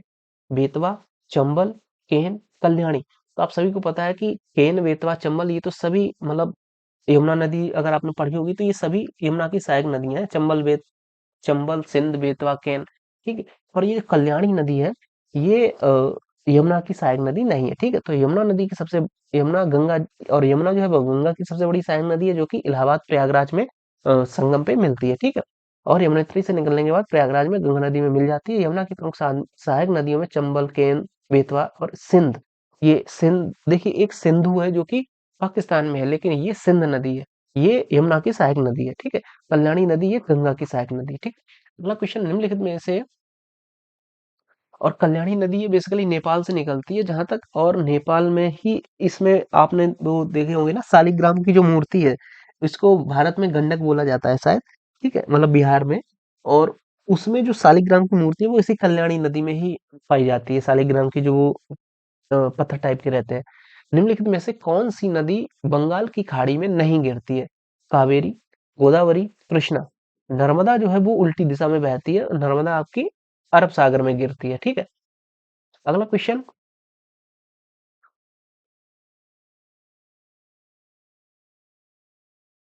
निम्नलिखित में से कौन सी नदी भारत में ब्रह्म घाट पर कर्नाली नदी से जुड़ती है और घाघरा नदी बन जाती है? ठीक है, ये बेसिकली आपका हो जाएगा शारदा नदी। शारदा नदी या काली नदी इसको बोला जाता है, ये उत्तराखंड के पिथौरागढ़ जिले से स्थित काला पानी नामक स्थान से निकलती है और गौरी गंगा मिलाप हिमनद से निकलती है काला पानी नामक स्थान से। यह उत्तर प्रदेश के पीलीभीत जिले से प्रवेश करती है, सीतापुर के बसरा या बहराम घाट के निकट निकट पहुंचकर यह करनाली या घाघरा नदी में मिल जाती है, ठीक है। काफी ज्यादा इंपॉर्टेंट है उत्तर प्रदेश के लिए, क्योंकि उत्तर प्रदेश में ही घुसी है, उत्तर प्रदेश में ये दूसरी नदी में मिल गई है, तो कहाँ से निकली है, किस जिले से होके बह रही है, और किस नदी में मिल जा रही है, ओके। अगला क्वेश्चन, गोदावरी नदी का उद्गम स्थल क्या है? मतलब ये बेसिकली स्टेट दिए गए हैं, तो इनमें से किस स्टेट से गोदावरी नदी निकलती है? मध्य प्रदेश, छत्तीसगढ़, उड़ीसा, महाराष्ट्र। देखिए, छत्तीसगढ़ में होगी नहीं गोदावरी नदी, उड़ीसा में भी नहीं है, मध्य प्रदेश और महाराष्ट्र हो सकता है, पर महाराष्ट्र से ही गोदावरी नदी का उद्गम होता है, महाराष्ट्र में त्र्यंबकेश्वर पहाड़ी से शायद। देख लेते हैं एक बार। ये देखिए आप, महाराष्ट्र के नासिक जिले के त्र्यंबकेश्वर नामक स्थान से, यहाँ से गोदावरी नदी का उद्गम स्थल है, ठीक। गोदावरी नदी दक्षिण भारत की सबसे बड़ी नदी है, जिसका अपवाह तंत्र दक्षिण में सबसे बड़ा है। यह महाराष्ट्र के नासिक जिले के त्र्यंबकेश्वर नामक स्थान से निकलकर पूर्व की ओर बहती है। इसकी लंबाई 1440 किलोमीटर है और ये बंगाल की खाड़ी में डेल्टा बनाती है। पूर्णा, वर्धा, मंजरा, पेनगंगा, बेनगंगा, प्राणहिता, इंद्रावती, शबरी और गोदावरी, ये मतलब कह सकते हैं ये सभी जो नदियां हैं, पूर्णा, वर्धा, मंजरा, पेनगंगा, तेनगंगा, बेनगंगा, प्राणहिता, इंद्रावती, शबरी, ये सभी गोदावरी की सहायक नदियां हैं, ठीक है। तो मार्क कर लीजिएगा आप इस पॉइंट को भी। अगला क्वेश्चन, निम्नलिखित में से किस नदी का उद्गम भारत के बाहर है? यमुना, गंगा, नर्मदा। तो आप सभी को पता है कि भारत के बाहर है, तो ब्रह्मपुत्र नदी जो है वो उसका उद्गम स्थल। हालांकि अगर गंगा की बात करी जाए, ये गंगोत्री ग्लेशियर से निकलती है, यमुना यमुनोत्री ग्लेशियर से निकलती है, नर्मदा आपकी अमरकंटक की पहाड़ियों से निकलती है, भारत में ही अमरकंटक की चोटियों से निकलती है, ठीक है। और ब्रह्मपुत्र की बात करी जाए तो ये बेसिकली मानसरोवर झील जो है ये तिब्बत में स्थित है, वहां से ये निकलती है, ठीक है। मानसरोवर झील से, वहां पे इसको हिमनद का नाम यहाँ पे देख सकते हैं आप, केमयुंग डुंग हिमनद से निकलती है, ठीक है। चलते हैं हमारे अगले वीडियो की तरफ। चंबल नदी किन राज्यों से होकर बहती है? चंबल नदी, अगर चंबल की बात करी जाए तो आप सभी ने कई बार देखा होगा, एक मतलब हालांकि मूवीज तो कई बनी है चंबल के ऊपर, पर अभी रिसेंटली तो नहीं, हालांकि काफी समय हो गया है, पर एक मूवी आई थी पान सिंह तोमर, ठीक है। तो उसमें बीहड़ दिखाए गए थे चंबल के। हालांकि कई मूवीज में भी दिखाए गए, एक मूवी थी सोन चिरैया, ठीक है, जो कि सुशांत सिंह राजपूत जी थे उसमें, मनोज बाजपेयी जी थे, ठीक है। और कई मूवीज हैं जो कि बीहड़ के ऊपर बनी है, यानी कि डकैतों के ऊपर बनी है, बागियों के ऊपर बनी है, ठीक है। तो उसमें पान सिंह तोमर का एक फेमस डायलॉग है, ठीक है, वो आप कमेंट करके बताइएगा कौन सा है। मैं ही बोल देता हूँ, हालांकि आप कमेंट करके बताओ आपको पान सिंह तोमर, अगर आपने मूवी देखी है तो उसमें आपका फेवरेट डायलॉग कौन सा है। मेरा तो फेवरेट डायलॉग ये था कि बीहड़ में तो बागी होते हैं, डकैत पार्लियामेंट में बैठा था, हाँ? चलते हैं हमारे अगले पॉइंट पे। चंबल नदी किन राज्यों से होकर गुजरती है? तो ये आपका हो जाएगा उत्तर प्रदेश, मध्य प्रदेश और राजस्थान, ठीक है। इन तीन राज्यों में चंबल नदी बहती है। बिहार में है नहीं, यहाँ पे गुजरात आ जाएगा तो गुजरात में नहीं है, और यहाँ पे उड़ीसा आ जाएगा तो उड़ीसा में नहीं है। उत्तर प्रदेश में ये इटावा के पास में आके ये यमुना नदी में मिल जाती है चंबल नदी, ठीक है। मध्य प्रदेश से तो निकल ही रही है और राजस्थान से होती हुई बहती है, ठीक। और राजस्थान में शायद इसी नदी पे राणा प्रताप जो बांध है वो चंबल नदी पे स्थित है, ठीक। चंबल नदी मालवा पठार पर स्थित महोबा के निकट से निकलकर पश्चिमी मध्य प्रदेश से राजस्थान में प्रवेश करती है। और उत्तर पूर्वी दिशा में बहती हुई इटावा उत्तर प्रदेश जिले में यमुना नदी में मिल जाती है और इसका पुराना नाम चर्मण्यवती था। और ये सबसे ज्यादा जो बीहड़ का निर्माण होता है, चाहे वो मध्य प्रदेश हो, राजस्थान हो या फिर उत्तर प्रदेश में, बीहड़ का निर्माण सबसे ज्यादा नदी अगर कोई करती है वो है चंबल नदी, ग्रेट चंबल नदी। ठीक है। अगला क्वेश्चन, नर्मदा नदी किस घाटी से होकर बहती है? तो नर्मदा नदी बेसिकली आपका विंध्य और सतपुड़ा की पहाड़ियों से, देखिए यहाँ पे अमरकंटक है मध्य प्रदेश में, ठीक है, मध्य प्रदेश तथा इधर आप देख सकते हैं छत्तीसगढ़ है, यहाँ पे उत्तर प्रदेश है, यहाँ पे बिहार है। तो यहीं पे अमरकंटक की पहाड़ियां हैं, वहां से निकलती है और यहीं पे क्या है, ये विंध्य पर्वत है और इस तरफ यहाँ पे ये सतपुड़ा पर्वत है। तो इन दोनों पर्वतों के बीच की जो ये जगह है, यहाँ से होते हुए नर्मदा नदी बहती है और ये बेसिकली अरब सागर में गिरती है। ठीक है। तो ये आपका ऑप्शन सी हो जाएगा, विंध्य और सतपुड़ा की पहाड़ियों के बीच में। और ये डेल्टा का नहीं बल्कि एस्चुरी का निर्माण करती है, मैं आपको पहले भी मैं बता चुका हूँ। ठीक है। चलते हैं हमारे अगले क्वेश्चन की तरफ। अगला क्वेश्चन क्या कह रहा है, नासिक में किस नदी पर के किनारे कुंभ मेला लगता है? ये भी काफी इंपॉर्टेंट है। जैसे अभी रिसेंटली कुंभ मेला आया था, कुंभ मेला आयोजित किया गया था। ठीक है। तो कुंभ मेला बेसिकली कहाँ पे आयोजित किया गया था वर्तमान में, जो कि मतलब महाकुंभ था, 144 वर्षों बाद आया था, तो ये महाकुंभ था और ये आयोजित किया गया था प्रयागराज में। और अगर बात करी जाए नासिक में, तो नासिक में कौन सी नदी है आपकी, गोदावरी। ठीक है। तो और अगर कुंभ मेले की बात की जाए, आपको पूरे देश में, भारत वर्ष में 4 स्थानों पे लगता है, नासिक जो कि महाराष्ट्र में स्थित है, उज्जैन जो कि मध्य प्रदेश में स्थित है, हरिद्वार जो कि उत्तराखंड में स्थित है, और अगर बात करी जाए प्रयागराज जो कि उत्तर प्रदेश में स्थित है। ठीक है। नासिक में ये गोदावरी नदी पे के किनारे होता है, उज्जैन में ये क्षिप्रा नदी के किनारे होता है, हरिद्वार में गंगा जी के किनारे होता है, और प्रयागराज में भी गंगा यमुना और सरस्वती के संगम पर होता है। ठीक। क्या है, होता है ये कुंभ मेला लगता है। ठीक है। अर्ध कुंभ प्रति 6 वर्ष में लगता है, कुंभ 12 वर्ष में लगता है, और महाकुंभ 144 वर्षों पे लगता है। ठीक है। हो सकता है इस तरीके से क्वेश्चन पूछ लिया जाए, क्योंकि यूपी ट्रिपल एससी ने इस तरीके से क्वेश्चन पूछा था कि बताइए अर्धकुंभ कब होता है या महाकुंभ कब होता है, इस तरीके से। कावेरी नदी के पानी का बंटवारा किस राज्य से संबंधित नहीं है? बेसिकली कावेरी नदी का जो पानी है उसको बंटवारे को लेकर कह सकते हैं कि 3 राज्यों में आपस में लड़ाई है। तो इसमें ये पूछा गया है कि किस राज्य से संबंधित नहीं है। तो कावेरी नदी का जो पानी का बंटवारा वो बेसिकली महाराष्ट्र से संबंधित हो जाएगा। ठीक है। बेसिकली केरल, केरल है इसमें विवाद में। देखिए तमिलनाडु और कर्नाटक तो कंफर्म है, हो सकता है केरल भी हो। तो कावेरी नदी पानी का बंटवारा महाराष्ट्र राज्य से संबंधित नहीं है। कावेरी कर्नाटक तथा उत्तरी तमिलनाडु में बहने वाली एक सदा नीरा नदी है। कावेरी नदी के जल का कुछ भाग केरल, अच्छा केरल में भी जाता है, अर्थात दक्षिण की गंगा के नाम से, ये बहुत ज्यादा इंपॉर्टेंट है, दक्षिण की गंगा, दक्षिण की गंगा के नाम से प्रसिद्ध कावेरी नदी के पानी का लाभ केरल को भी मिलता है। ठीक है। तो केरल नदी के पानी का जो बंटवारा है वो केरल, सॉरी, कावेरी नदी के पानी का जो बंटवारा है वो केरल, तमिलनाडु और कर्नाटक राज्य के बीच में डिस्प्यूट है, विवाद, मतलब कह सकते हैं कावेरी नदी के बंटवारे, जल के बंटवारे को लेके। लेकिन ये महाराष्ट्र में तो है ही नहीं, तो महाराष्ट्र इससे बिल्कुल अछूता है। ठीक। अगला क्वेश्चन, तीस्ता नदी जल विवाद किस देश के साथ में है? तो आप सभी को पता है भारत और बांग्लादेश के बाद साथ में ये विवाद था, तीस्ता नदी का जल विवाद। ठीक है। और ये बहुत ज्यादा इंपॉर्टेंट है, क्यों? क्योंकि भारत और बांग्लादेश में आपस में वर्तमान में रिलेशन सही नहीं है।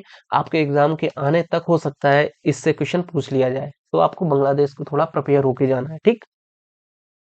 अगला क्वेश्चन, अगला क्वेश्चन है हमारा, महानदी बेसिन में बना कौन सा बांध बाढ़ नियंत्रण के साथ जल संरक्षण को समाहित करता है? महानदी बेसिन में बना कौन सा बांध जल संरक्षण को प्रभावित करता है? हीराकुंड, टिहरी, नागार्जुन या भाखड़ा नागर?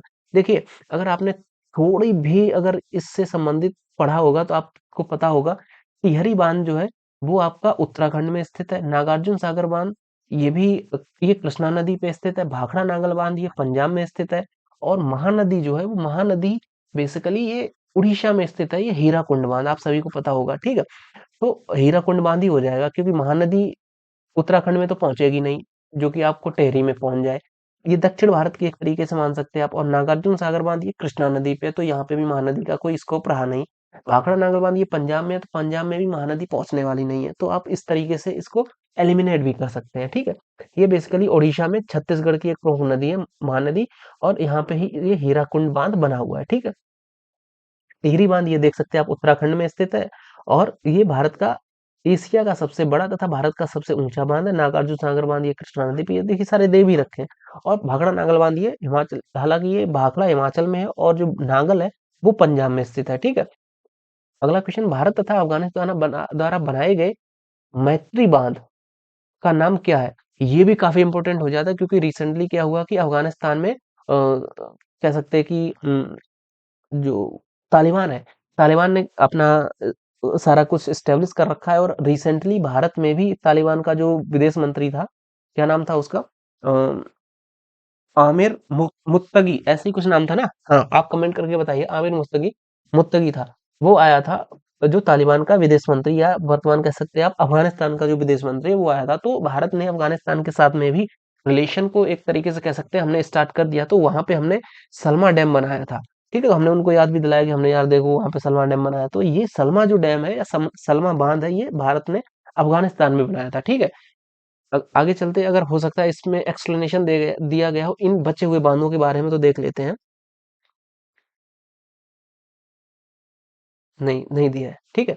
आगे चलते हैं, अगला क्वेश्चन, जोगा जलप्रपात, ये भी काफी ज्यादा इंपॉर्टेंट है। देखिए मुझे तो ये लग रहा है ना कि इस सीरीज में जितने भी क्वेश्चंस आपको मिल रहे हैं वो सारे ही इंपॉर्टेंट है। तो यार प्लीज आप सारे करके जाइएगा, क्योंकि सारे क्वेश्चन मेरे ही कई एग्जाम्स में आए हुए हैं, मैंने कई एग्जाम्स दिए हैं, इसलिए मुझे लग रहा है यार ये भी इम्पोर्टेंट है, ये भी इम्पोर्टेंट है, इस वजह से।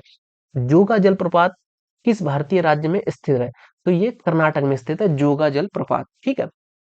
ये काफी ये शरावती नदी पे स्थित है, ठीक है, और इसका नाम गरसोप्पा जलप्रपात भी है, ये भी थोड़ा इंपॉर्टेंट हो जाता है, ठीक। अगला क्वेश्चन, चित्रकूट जलप्रपात भारत के किस राज्य में स्थित है? ये आपका छत्तीसगढ़ में स्थित हो जाएगा। छत्तीसगढ़ में जो बस्तर जिला है, यहाँ पे इंद्रावती नदी पे ये जलप्रपात है, छत्तीसगढ़ में, ठीक है। और यहीं पे एक अभयारण्य भी है, गुरु घासीदास, छत्तीसगढ़ में ही है ना, गुरु घासीदास वन्य जीव अभयारण्य, यहीं पे स्थित है शायद, इंद्रावती, गुरु घासीदास, ठीक। आप कमेंट करके बताइएगा छत्तीसगढ़ के जो वो है, क्या बोलते हैं इसको, हम्म, वन क्या बोलते हैं यार उसको, स्लिप हो गया मेरे माइंड से, ठीक है। यह जलप्रपात घोड़े की नाल के समान है, और इसकी तुलना विश्व प्रसिद्ध नियाग्रा जलप्रपात अमेरिका से की जाती है। अगला क्वेश्चन, नागार्जुन सागर परियोजना किस नदी पर स्थित है? तो मैंने ऊपर बताया ये कृष्णा नदी पर स्थित है, ठीक है, और ये आंध्र प्रदेश में है, देख सकते हैं आप। अगला question, question number 143, Bhakra Nangal बांध किस नदी के ऊपर बना है? तो भाखड़ा नागल बांध की अगर बात करी जाए, तो मैंने ऊपर भी बताया आपको, भाखड़ा आपका ये हिमाचल में स्थित है, नागल पंजाब में स्थित है, ठीक है। और ये बेसिकली सतलुज नदी पे स्थित है, सतलज, ठीक। और ये एक बहुउद्देशीय परियोजना थी, जिसमें राजस्थान, पंजाब, हरियाणा की एक संयुक्त परियोजना थी। इसके तहत यहाँ पे पानी इन सबको मिलना था, ठीक। अगला क्वेश्चन, टिहरी बांध कहाँ पे स्थित है? तो ये भागीरथी नदी पे स्थित है, और ये उत्तराखंड में स्थित है, ठीक। क्लियर। अगला क्वेश्चन चलते हैं, क्वेश्चन नंबर 145, जोगा जलप्रपात किस नदी पे तो ये मैंने आपको ऊपर ही बता रखा है, ये बेसिकली शरावती नदी पे स्थित है, जोगा जलप्रपात। और अगला क्वेश्चन, एक बार ये देख लेते हैं, ये बेसिकली ऊंचाई से गहरी खाई में गिरता है, ये 4 धाराओं में बढ़ जाता है। इसमें एक धारा राजा, रॉकेट, रोरर तथा रानी नामों से जानी जाती है, ठीक है, ये थोड़ी इंपॉर्टेंट हो जाती है। अगला क्वेश्चन, क्योंकि ये जब ज्यादा डीपली अगर पूछेगा ना तो ये आ सकती है। अगला क्वेश्चन, मंगदेक्षु जल विद्युत परियोजना का निर्माण कहाँ किया गया है? तो इसका निर्माण जो किया गया है, ये बेसिकली भूटान में किया गया है, मंगदेक्षु जल विद्युत परियोजना, ठीक। अगला क्वेश्चन, क्वेश्चन नंबर 147, भूप्रपट्टी के 4% का निर्माण भूप्रपट अच्छा, कौन सा खनिज भूप्रपट्टी के 4% खनिज का निर्माण करता है? और सामान्यतः आग्नेय और कायांतरित शैलों में पाया जाता है, और इसका उपयोग विद्युत उपकरणों में किया जाता है। ये आपका हो जाएगा माइका, ठीक। अगला क्वेश्चन, मोन मोनाजाइट रेत से निकला थोरियम डॉट डॉट डॉट चट्टानों के विघटन से निर्मित है। ये आपका हो जाएगा प्री कैम्ब्रियन जो चट्टानें होती हैं, वो बेसिकली वहां से थोरियम आपको प्राप्त होता है, ठीक। अगला क्वेश्चन, भारत में निम्नलिखित में से कौन सा राज्य सिलिमनाइट का सबसे बड़ा उत्पादक है? तो ये आपका हो जाएगा केरल, ठीक। और ये क्वेश्चन आपका 2017 में पूछा गया था, हालांकि क्वेश्चन सारे ही आपके यूपीएसआई के ही एग्जाम के हैं इसमें, ठीक है, तो इसमें आपको कोई टेंशन लेने वाली बात नहीं है, आप बस पढ़ते जाइएगा। अगला क्वेश्चन है, बेलाडिला छत्तीसगढ़ में एक जगह है, ठीक है, और ये किसके भंडारण के लिए जानी जाती है? तो बैलाडीला बेसिकली हेमेटाइट के भंडारण के लिए बहुत प्रसिद्ध है, ठीक है। और छत्तीसगढ़ के दंतेवाड़ा जिले में ये स्थित है बैलाडीला, ठीक। बैलाडीला की बेसिकली पहाड़ियां भी हैं। आगे चलते हैं, Bharat dot dot dot Bharat का सबसे बड़ा बॉक्साइट उत्पादक राज्य है। तो ओडिशा, उत्तर प्रदेश, तमिलनाडु, मध्य प्रदेश, इनमें से कौन सा राज्य ऐसा है जो कि भारत में सबसे बड़ा बॉक्साइट उत्पादक राज्य है? तो वो आपका हो जाएगा ओडिशा, ठीक।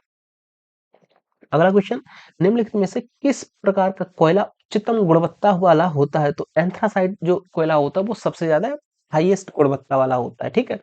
अगर अन्य कोयलों की बात कही जाए तो पीट कोयला, इसमें 50 से 60% तक इसमें कह सकते हैं कि कार्बन की मात्रा होती है। आप देख सकते हैं पीट कोयला है, इसमें 50 से 60% तक कार्बन की मात्रा होती है। इसमें जलाने पे राख और धुआं ज्यादा निकलता है, ठीक है। और ये सबसे निम्न कोटि का कोयला होता है। दूसरा लिग्नाइट होता है, इसमें लगभग 65 से 70% तक कह सकते हैं कार्बन की मात्रा होती है। इसका रंग भूरा होता है, इसमें जल वाष्प की मात्रा अधिक होती है। थर्ड नंबर पे आता है बिटुमिनस, और ये मुलायम कोयला भी इसको कहा जाता है। घरेलू कार्यों में भी इसका प्रयोग किया जाता है। कार्बन की मात्रा लगभग 70 से 85% तक होती है। और एंथ्रासाइट, यह कोयला सबसे उच्चतम कोटि का कोयला है। इसमें कार्बन की मात्रा 85% तक होती है। और एक और मोस्ट इंपोर्टेंट बात, भारत में एंथ्रासाइट पाया ही नहीं जाता है। हम्म, अगला क्वेश्चन, लौह और इस्पात संयंत्र टिस्को, ठीक है, ये कहाँ पे स्थित है? इसका बेसिकली अगर पूरा नाम आपको पता होगा तो ही आपको, तो भी आप आंसर दे सकते हैं। टिस्को का पूरा नाम है टाटा स्टील, और टाटा स्टील आगे देख लेते हैं यार, क्या है मुझे याद नहीं है। तो कुल मिला के अगर टाटा स्टील से ही आपको पता चल रहा हो तो टाटा का बेसिकली, टाटा जी का पूरा नाम क्या था? जमशेद जी टाटा। तो जमशेदपुर से ही संबंधित हो जाएगा ये, है ना। आई होप आपको थोड़ा रिलेट हो रहा हो। अगर इसके पूरे नाम की बात करें, एक बार हम देख लेते हैं इसका explanation. Tata steel and Tata iron अच्छा Tata iron and steel company limited, इसका पूरा नाम हो जाएगा टिस्को का, ठीक है। Tata iron and steel company limited. और ये इसका स्थापना 1907 में की थी। जमशेदपुर स्थित इनका कारखाना था, जमशेद जी टाटा का, ठीक है। इसके संस्थापक यही थे। और ये दुनिया की पांचवी सबसे बड़ी इस्पात कंपनी है, जिसकी वार्षिक उत्पादन क्षमता 28 मिलियन टन है, ठीक। अगला क्वेश्चन, नेवेली निम्नलिखित में से किस वस्तु की खानों के लिए प्रसिद्ध है? तो नेवेली बेसिकली लिग्नाइट के लिए प्रसिद्ध हो जाएगा। और ये यूपी पुलिस कंप्यूटर ऑपरेटर का जो ग्रेड ए का एग्जाम हुआ था 2013 में, उसमें ये पूछा गया था, ठीक। और इस कंपनी, अगर इसकी बात करी जाए एनएलसी की, नेवेली, ठीक है, लिग्नाइट कॉर्पोरेशन लिमिटेड, इसकी शुरुआत 1956 में हुई थी और इसका मुख्यालय चेन्नई में स्थित है, ठीक। अगला क्वेश्चन, बॉक्साइट बॉक्साइट इसका प्रमुख अयस्क है, किसका है? ये हो जाएगा आपका एल्यूमिनियम का। अगला क्वेश्चन, मध्य प्रदेश में हीरा जो कर्नाटक में मध्य प्रदेश में हीरा जो कर्नाटक में क्या पाया जाता है? अच्छा, ये क्वेश्चन कह रहा है कि मध्य प्रदेश में हीरा है तो कर्नाटक में इनमें से क्या पाया जाता है? सोना, तांबा, चांदी, लोहा। तो कर्नाटक में अगर बात करी जाए तो सोना पाया जाता है। कर्नाटक में अभी रिसेंटली एक मूवी आई थी, रिसेंटली तो नहीं, बहुत पहले आई थी, केजीएफ, ठीक है। केजीएफ, इसका पूरा नाम ही ये था, कोलार गोल्ड फील्ड, ठीक है। तो कोलार गोल्ड फील्ड किससे संबंधित था? केजीएफ में क्या दिखाया गया? रॉकी भाई क्या निकाल रहा है? सोना, ठीक है। तो ये बेसिकली सोने से संबंधित हो जाएगा, क्या? कर्नाटक का कोलार गोल्ड फील्ड। अगला क्वेश्चन, कैलाश पर्वत कहाँ स्थित है? तो कैलाश पर्वत अगर वर्तमान में बात करी जाए तो चाइना के पास ही चला गया ना, क्योंकि नेपाल, भारत पहले तो हालांकि भारत का हिस्सा था, तिब्बत वगैरह, पर अभी तिब्बत पे तो चीन ने कब्जा कर लिया, तो ये चीन का हिस्सा हो जाएगा, ठीक। अगला क्वेश्चन, सादिया और धुबरी के बीच अंतरराष्ट्रीय अंतर्देशीय जलमार्ग किस नदी पर स्थित है? सादिया और धुबरी, ये बेसिकली आपका हो जाएगा ब्रह्मपुत्र नदी। इसका एक्सप्लेनेशन देख लेते हैं एक बार। सादिया और धुबरी के बीच अंतरराष्ट्रीय अंतर्देशीय जलमार्ग राष्ट्रीय जलमार्ग 2 के नाम से जाना जाता है। 1988 में राष्ट्रीय जलमार्ग 2 के रूप में घोषित ब्रह्मपुत्र नदी, ये लगभग 891 किलोमीटर भारत में है। इस सादिया धुबरी खंड असम राज्य में स्थित है। जलमार्ग राष्ट्र संख्या पहला जो है राजमार्ग 1, ये प्रयागराज से हल्दिया तक है। इसकी लंबाई 1620 किलोमीटर, और राष्ट्रीय राजमार्ग 2 की जो लंबाई वो 891 किलोमीटर है, ठीक है। और ये भारत का सबसे लंबा राजमार्ग है, ठीक। अगला क्वेश्चन, क्वेश्चन नंबर 159, किस ग्रह का वातावरण सल्फ्यूरिक अम्ल के घने सफेद और पीले बादलों से निर्मित है? ये आपका हो जाएगा शुक्र ग्रह, ठीक। अगला क्वेश्चन, क्वेश्चन नंबर 160, किस शहर को भारत के मैनचेस्टर के रूप में जाना जाता है? तो भारत के मैनचेस्टर के रूप की अगर बात करी जाए तो वो बेसिकली हो जाएगा आपका भारत का मैनचेस्टर अहमदाबाद और उत्तर प्रदेश का मैनचेस्टर कानपुर। ठीक है, ये देख सकते हैं आप। अहमदाबाद भारत का मैनचेस्टर, कानपुर उत्तर भारत का मैनचेस्टर, कोयम्बटूर ये दक्षिण भारत का मैनचेस्टर। ये बहुत ज्यादा इंपॉर्टेंट है, इसको भी आप मार्क कर लेंगे। अगला क्वेश्चन, निम्नलिखित में से किस राज्य का भारत में जूट उत्पादन का प्रतिशत सबसे ज्यादा है? तो ये आपका हो जाएगा पश्चिम बंगाल का। पश्चिम बंगाल राज्य का भारत में जूट उत्पादन का प्रतिशत सबसे ज्यादा है। इसे सुनहरा रेशा या गोल्डन फाइबर भी कहते हैं। हालांकि ये मैंने वाणिज्य एवं व्यापार वाला करवाया उसमें भी मैंने ये आपको करवा रखा है। अगला क्वेश्चन, हर राज्य का सर्वोच्च रैंकिंग रैंकिंग भारतीय वन सेवा अधिकारी कौन होता है? ये भी मैंने हालांकि करवा रखा है। सॉरी, ये बेसिकली हो जाएगा वन सेना प्रमुख। ठीक है, आपने किया भी होगा। अगला क्वेश्चन क्या कह रहा है हमारा, देख लेते हैं एक बार। बहुत अधिक नमी और भारी वर्षा वाली गर्म उष्णकटिबंधीय स्थित किस फसल के लिए अनुकूल जलवायु है? ये आपका हो जाएगा जूट के लिए। ठीक है, अगला क्वेश्चन, जारवा किस क्षेत्र के आदिवासियों की एक जाति थी? तो ये बेसिकली थी अंडमान निकोबार की। ठीक है अभी भी। ठीक है, जारवा। और अगर बात करते हैं, ये अंडमान निकोबार की प्रमुख जनजाति है। इस जनजाति का संबंध नेग्रिटो समुदाय की जनजाति से 1979, कितना होगा, 1970 78 79 में अधिसूचना के द्वारा इसे ट्राइबल रिजर्व एरिया घोषित कर दिया गया था। ये जो अंडमान निकोबार का ये एक कह सकते हैं एरिया है। ठीक है, अगला क्वेश्चन, किस बांध के निर्माण के लिए विश्व बैंक ने शुरू में धन दिया परंतु पर्यावरण संबंधी मुद्दों एवं विस्थापितों के पुनर्वास हेतु भूमि अधिग्रहण की अनिश्चितता के चलते बाद में इस परियोजना से वर्ल्ड बैंक ने हाथ हटा लिए थे? तो ये था आपका सरदार सरोवर बांध। ठीक है, सरदार सरोवर बांध निर्माण के लिए वर्ल्ड बैंक ने शुरू में धन दिया था परंतु पर्यावरण संबंधी मुद्दों और विस्थापितों के पुनर्वास हेतु भूमि अधिग्रहण की अनिश्चितता के चलते बाद में परियोजना से हाथ हटा लिया। 17 दिसंबर सन 2017 को प्रधानमंत्री नरेंद्र मोदी ने इस बांध का लोकार्पण किया।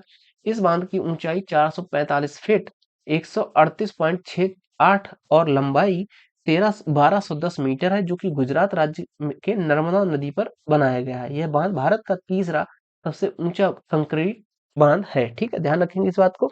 अगला क्वेश्चन, आपको बस इतना ध्यान रखना कि सरदार सरोवर बांध किस नदी पर स्थित है? ये आपका हो जाएगा नर्मदा नदी पे। ठीक, किस राज्य में है? गुजरात राज्य में स्थित है। ठीक, अगला क्वेश्चन, निम्नलिखित में से किसको ऊर्जा के अक्षय स्रोतों के रूप में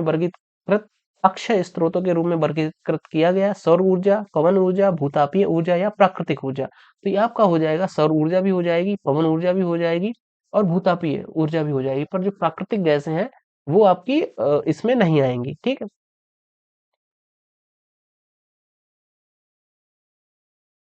आगे चलते हैं हम अगले क्वेश्चन की तरफ। क्वेश्चन नंबर हमारा 167, कालाकोट थर्मल पावर स्टेशन किस भारतीय राज्य में स्थित है? तो कालाकोट थर्मल पावर कॉर्पोरेशन या पावर स्टेशन ये आपका हो जाएगा जम्मू कश्मीर राज्य में। ठीक है, अगला क्वेश्चन, भारत में हाल ही में किस ज्वालामुखी में विस्फोट हुआ?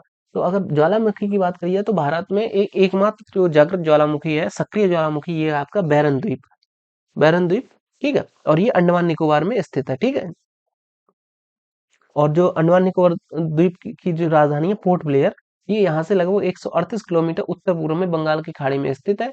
और अंडमान निकोबार की सबसे ऊंची चोटी जो सैंडल पीक इसको बोला जाता है, ये आप ध्यान रखेंगे, सैंडल पीक है। तथा नारकोंडम एक सुषुप्त ज्वालामुखी है। भारत का एकमात्र सुषुप्त ज्वालामुखी नारकोंडम है और सक्रिय ज्वालामुखी बैरन द्वीप है। ठीक, अगला क्वेश्चन, निम्नलिखित में से कौन सा कुल ऊर्जा के उपभोग में न्यूनतम योगदान देता है? ये आपका हो जाएगा ऑप्शन सी, परमाणु ऊर्जा। अगला क्वेश्चन, फ्लेमिंगो शहर कहाँ स्थित है? ये भी थोड़ा इंपॉर्टेंट हो जाता है। फ्लेमिंगो शहर ये कच्छ के रण में स्थित है। मतलब कि जो लूनी नदी है, आप देखेंगे लूनी नदी शायद जयपुर उदयपुर से निकलती है। उदयपुर से निकलते निकलते ये गुजरात में एक जगह है जिसको बोला जाता है कच्छ। ठीक है, जहाँ पे कह सकते हैं कि एक दलदल है जिसको कच्छ का रण बोला जाता है यहाँ पे। ठीक है, तो लूनी नदी यहाँ पे जाके समाप्त हो जाती है। इससे मात्र कुछ किलोमीटर दूर पर ही यहाँ पे समुद्र है, लेकिन लूनी नदी समुद्र तक नहीं पहुंच पाती, यहीं पे जाके समाप्त हो जाती है। ठीक है, तो कच्छ के का रन में यहीं पे एक जगह है फ्लेमिंगो शहर। ठीक, ध्यान रखेंगे आप इस बात को। और ये शहर गुजरात का एक पर्यटक स्थल है। यहाँ पर फ्लेमिंगो पक्षी बड़ी मात्रा में प्रवास के लिए आती हैं। ठीक, अगला क्वेश्चन, भारत में निम्नलिखित में से किस राज्य में रबड़ का सर्वाधिक उत्पादन होता है? तो मैंने आपको बताया था ये केरल हो जाएगा आपका, ठीक है। अगला क्वेश्चन, जलोढ़क तलछट का अर्थ किस प्रकार की भूमि से है? तो ये हो जाएगा आपका नदी द्वारा निर्मित तलछट भूमि। एक बार इसका एक्सप्लेनेशन देख लेते हैं क्या कह रहा है।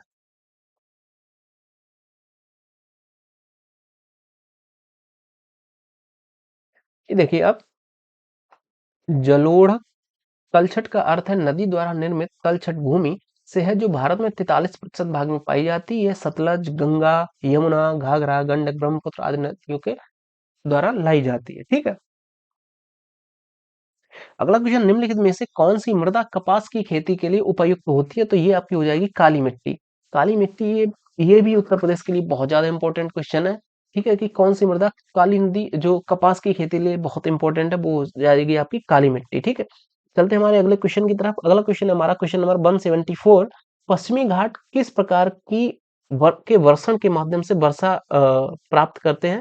ठीक है, यानी पश्चिमी घाट जो होते हैं वो पर्वतीय वर्षा से जो वर्षा प्राप्त करते हैं, ठीक। अगला क्वेश्चन, इंडस वाटर ट्रीटी यानी सिंधु जल संधि के अंतर्गत पश्चिमी नदियों के रूप में कौन सी नदियां शामिल है? मैंने आपको बताया था, जो पूर्वी नदियां थी तीन, उनका पानी भारत को मिलेगा, और पश्चिमी नदियां जो तीन थी उनका पानी पाकिस्तान को मिलेगा। उसमें सिंध, झेलम और चिनाब थी। सिंधु, झेलम, चिनाब, आप देख लीजिएगा, सिंधु, चिनाब, झेलम, ये तीन नदियां हो जाएंगी आपकी, ठीक है। और रावी, ब्यास, सतलुज, ये जो नदियां थी उनका पानी भारत को मिलना था, ठीक। आई होप क्लियर होगा आपको। और ये इंपॉर्टेंट है क्योंकि ये सीधा सीधा एक टॉपिक ही आपको दे रखा है आपके सिलेबस में। पूर्वांचल पर्वत श्रृंखला भारत और दूसरे देशों के बीच की सीमा पर स्थित है, निम्नलिखित में से कौन सा वह दूसरा देश है? तो ये आपका म्यांमार हो जाएगा, ठीक। अगला क्वेश्चन, और म्यांमार में बेसिकली हिमालय को अराकामयोमा बोला जाता है, ठीक। इसको भी आप मार्क कर लीजिएगा। उत्तराखंड किस वर्ष अस्तित्व में आया? तो ये आपका 2000 सन 2000 में आया था। मैं ऊपर भी बता चुका हूँ, 2000 में इसको नाम दिया गया था उत्तरांचल, और 2007 में इसको नाम दे दिया गया था उत्तराखंड, ठीक। और भारत के कितने 12 जिलों को काट के ये बनाया गया था। अगला क्वेश्चन, हाँ एक बात और, इसकी राजधानी देहरादून है, और चार धाम में बद्रीनाथ, केदारनाथ, गंगोत्री, यमुनोत्री, ये चार प्रमुख तीर्थ यहाँ पर स्थित हैं, ठीक है। अब यार उत्तराखंड तो यार देवभूमि है, तो कोई दिक्कत ही नहीं। आगे चलते हैं। अगला क्वेश्चन, किस भारतीय राज्य में सर्वाधिक क्षेत्र में वन स्थित है?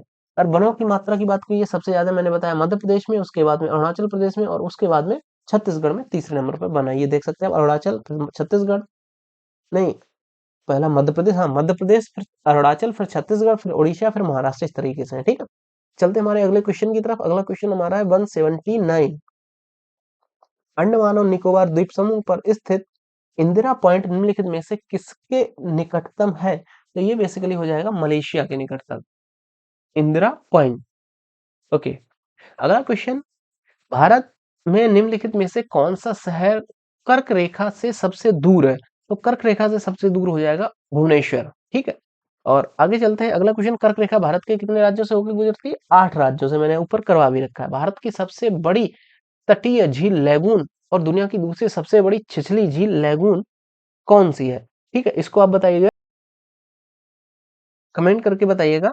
ये बेसिकली आपकी, मतलब कुल मिला के आपको यही ध्यान रखना है, वो भारत की सबसे बड़ी जो तटीय झील है या लैगून झील, ये आपने सुना ही होगा यार, उल्का जो चिल्का झील है उड़ीसा में, ठीक है। ये हो जाएगी आपका ऑप्शन डी। सामर झील है नहीं, पुलिकट झील है नहीं, और ये है नहीं, तो आपकी चिल्का झील उड़ीसा, ठीक है।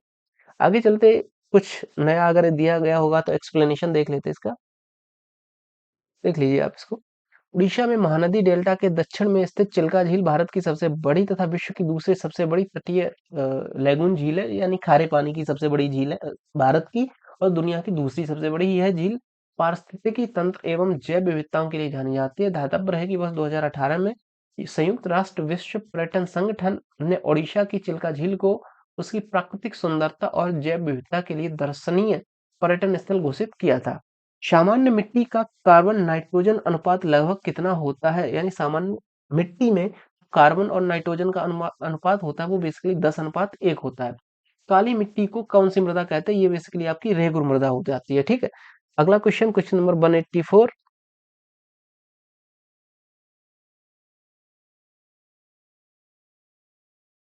ये आप देख सकते हैं, यहाँ पे कुछ अन्य मृदाओं के नाम भी दिए गए हैं। काली मिट्टी को रेगुर, फरेस या कपास मृदा कहते हैं। बांगर, पुरानी जलोढ़, दोमट, मटियार, खादर भी बोलते हैं। ऊसर को रेह, बंजर, कल्लर बोलते हैं।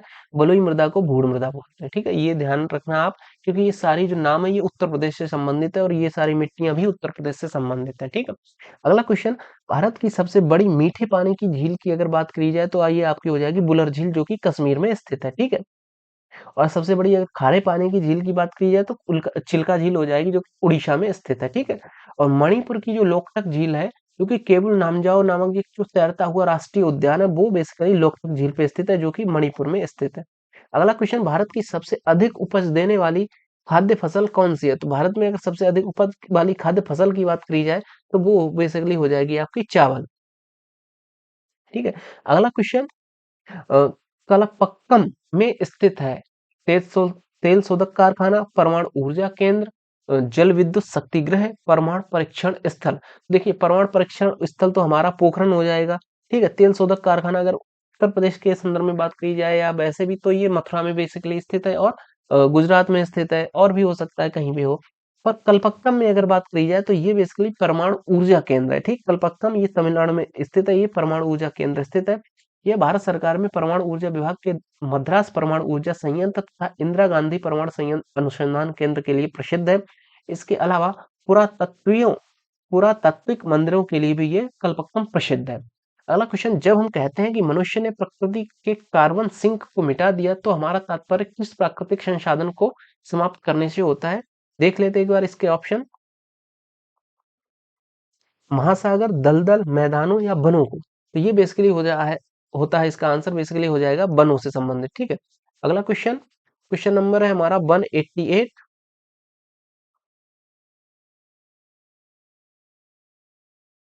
निम्नलिखित में राज्यों को उनके मानसून आरंभ होने की तिथियों के आरोही क्रम में व्यवस्थित कीजिए। उत्तर प्रदेश, केरल, पश्चिम बंगाल, राजस्थान।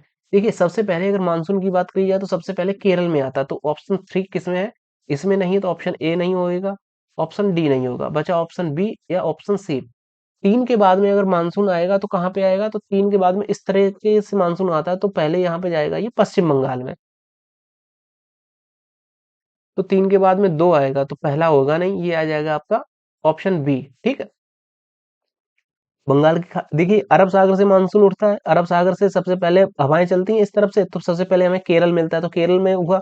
उसके बाद में हम इस पूरे क्षेत्र को पार कर जाती हैं हमें, फिर पश्चिम बंगाल, सॉरी ये क्या बोलते हैं, बंगाल की खाड़ी से ये जल उठाती हैं।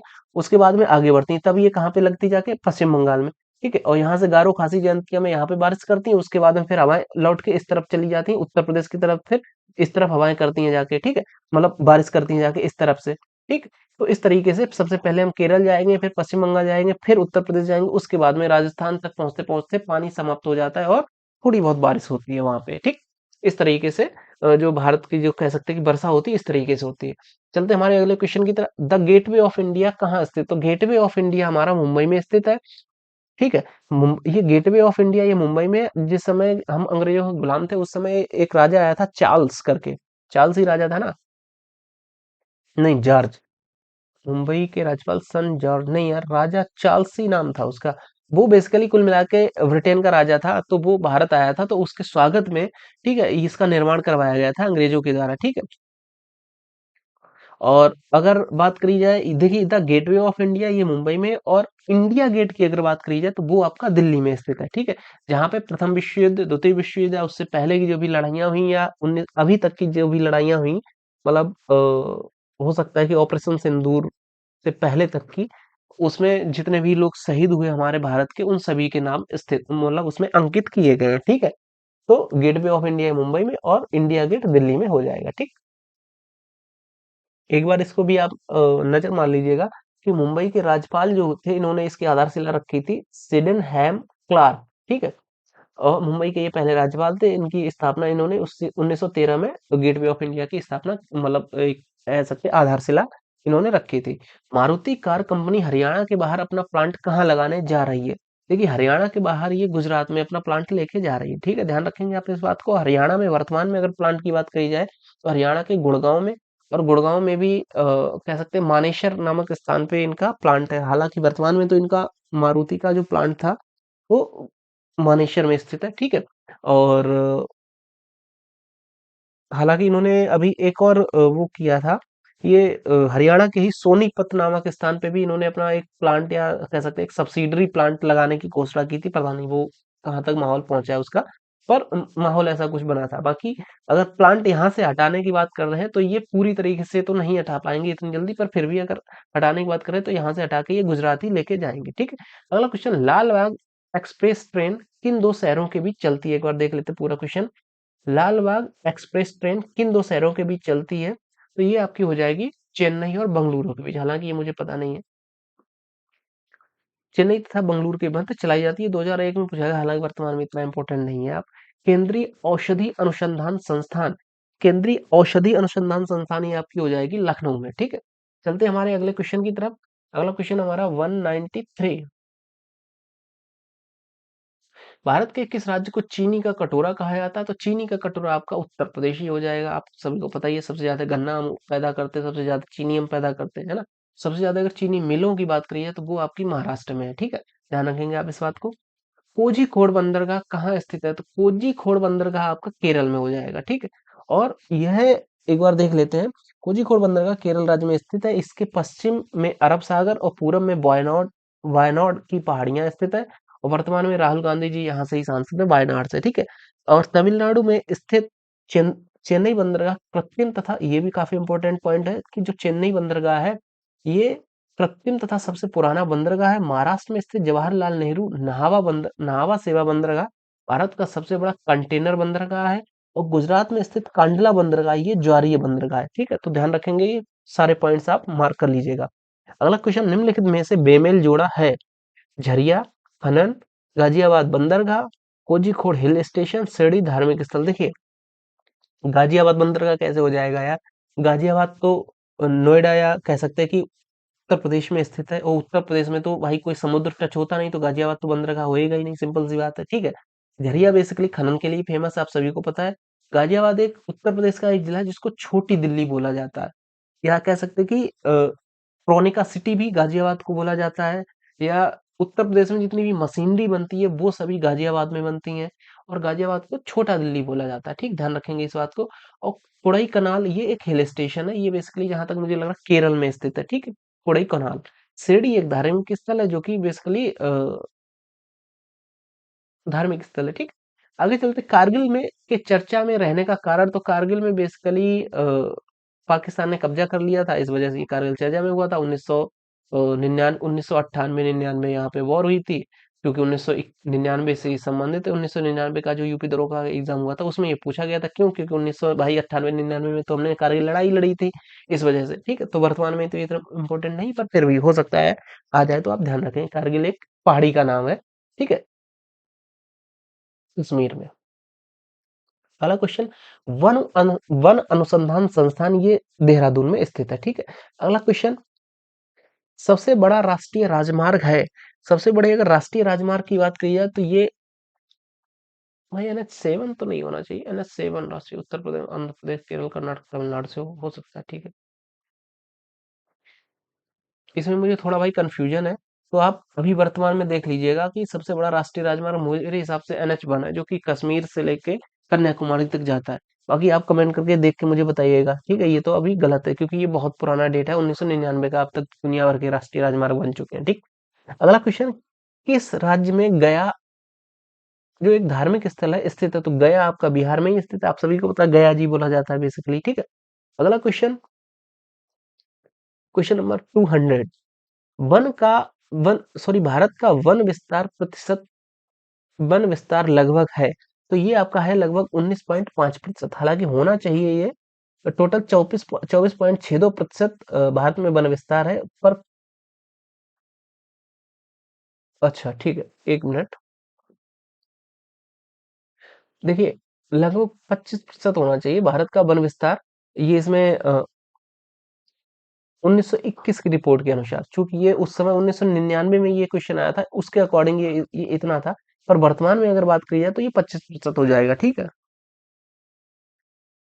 किस स्थान पर दृष्टि से विकलांगों के लिए राष्ट्रीय संस्थान स्थित है? मतलब कह सकते हैं कि आँखों से जिनको दिखाई वगैरह नहीं देता, उनके लिए एक राष्ट्रीय संस्थान स्थित है, वो है आपका देहरादून में, ठीक है? दृष्टि विकलांगों के लिए राष्ट्रीय संस्थान national institute for the visually handicapped person, ये आपका देहरादून में स्थित है, ठीक है?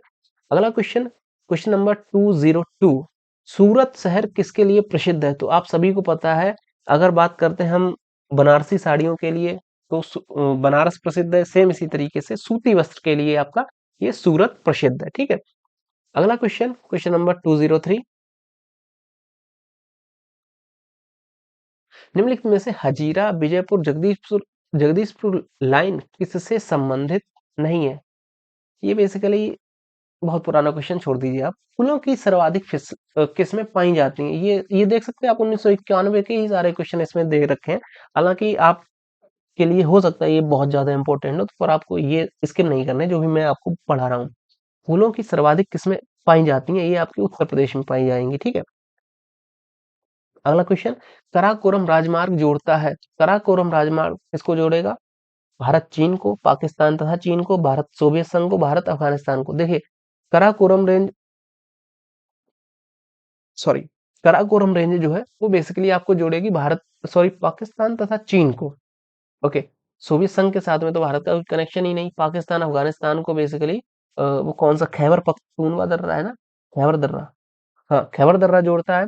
भारत चीन को तो अलग अलग अन्य उसमें जोड़ा जाता है, पर पाकिस्तान और चीन की अगर बात करी जाए तो ये कराकोरम जो वो है राजमार्ग, वहां पे भारत और चाइना एक दूसरे से सीमा साझा करते हैं, ठीक है?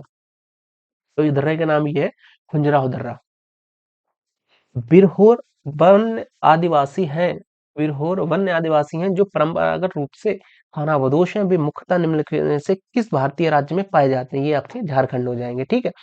आगे चलते हैं हम अगले क्वेश्चन की तरफ। अगला क्वेश्चन है हमारा क्वेश्चन नंबर 207, शीतकालीन वर्षा होती है, शीतकालीन वर्षा आपकी हो जाएगी तमिलनाडु में। ये इसलिए होती है जैसे कि ये हमारा सपोज दक्षिण भारत है, तो शीतकालीन जो मतलब बदल लौटता हुआ जो मानसून है, वो इस तरफ से वापस आती हैं हवाएं और यहाँ पे बंगाल की खाड़ी से जल उठाती हैं, और जल उठाने के बाद में यहीं पे जो पूर्वी घाट होता है, यहाँ पे हमारी पहाड़ियां हैं, और यहीं पे कार्डमम की पहाड़ी वगैरह ये यहाँ पे है ना, तो यहाँ पे ये बारिश कर देती हैं, तो ये तमिलनाडु में हो जाता है, ठीक है? तो ये तमिलनाडु हो जाएगी शीतकालीन वर्षा, ये शीत ऋतु में इस तरह से हवाएं चलती हैं, ठीक? अगला क्वेश्चन, ठीक है? तो यहाँ तक हमारा ये था भारत का भूगोल, ठीक है? कल के वीडियो में हम चर्चा करेंगे जनसंख्या एवं नगरीकरण, ये भी आपका एक टॉपिक है। तो आई होप आपको समझ में आया होगा कि हमने अभी तक जो पढ़ा है, तो वो आपके लिए कितना ज़्यादा इम्पोर्टेंट है, क्योंकि मैंने जितने भी क्वेश्चंस अभी तक के एग्जाम्स में आए, मैंने सिर्फ वही आपको करवाए हैं, और इस सीरीज में सिर्फ आपको वही क्वेश्चन ही मिलने वाले हैं, इसके अलावा आपको कुछ नहीं मिलेगा, ठीक है? तो आई होप आपको अच्छा लगा होगा। मैं उम्मीद करता हूँ कि आप हमारे इस प्रयास को पसंद करेंगे, वीडियो को लाइक करेंगे, अपने दोस्तों के साथ शेयर करेंगे, और सजेशन उनको देंगे कि यार देखो बहुत ज़्यादा एक इम्पोर्टेंट सीरीज चल रही है, तो उसको देख लो, हो सकता है कि हम लोग साथ में ही ट्रेनिंग करें, है ना? तो चलिए मिलते हैं आपसे नए वीडियो में, तब तक के लिए बाय बाय, जय हिंद, वंदे मातरम, गुड नाइट।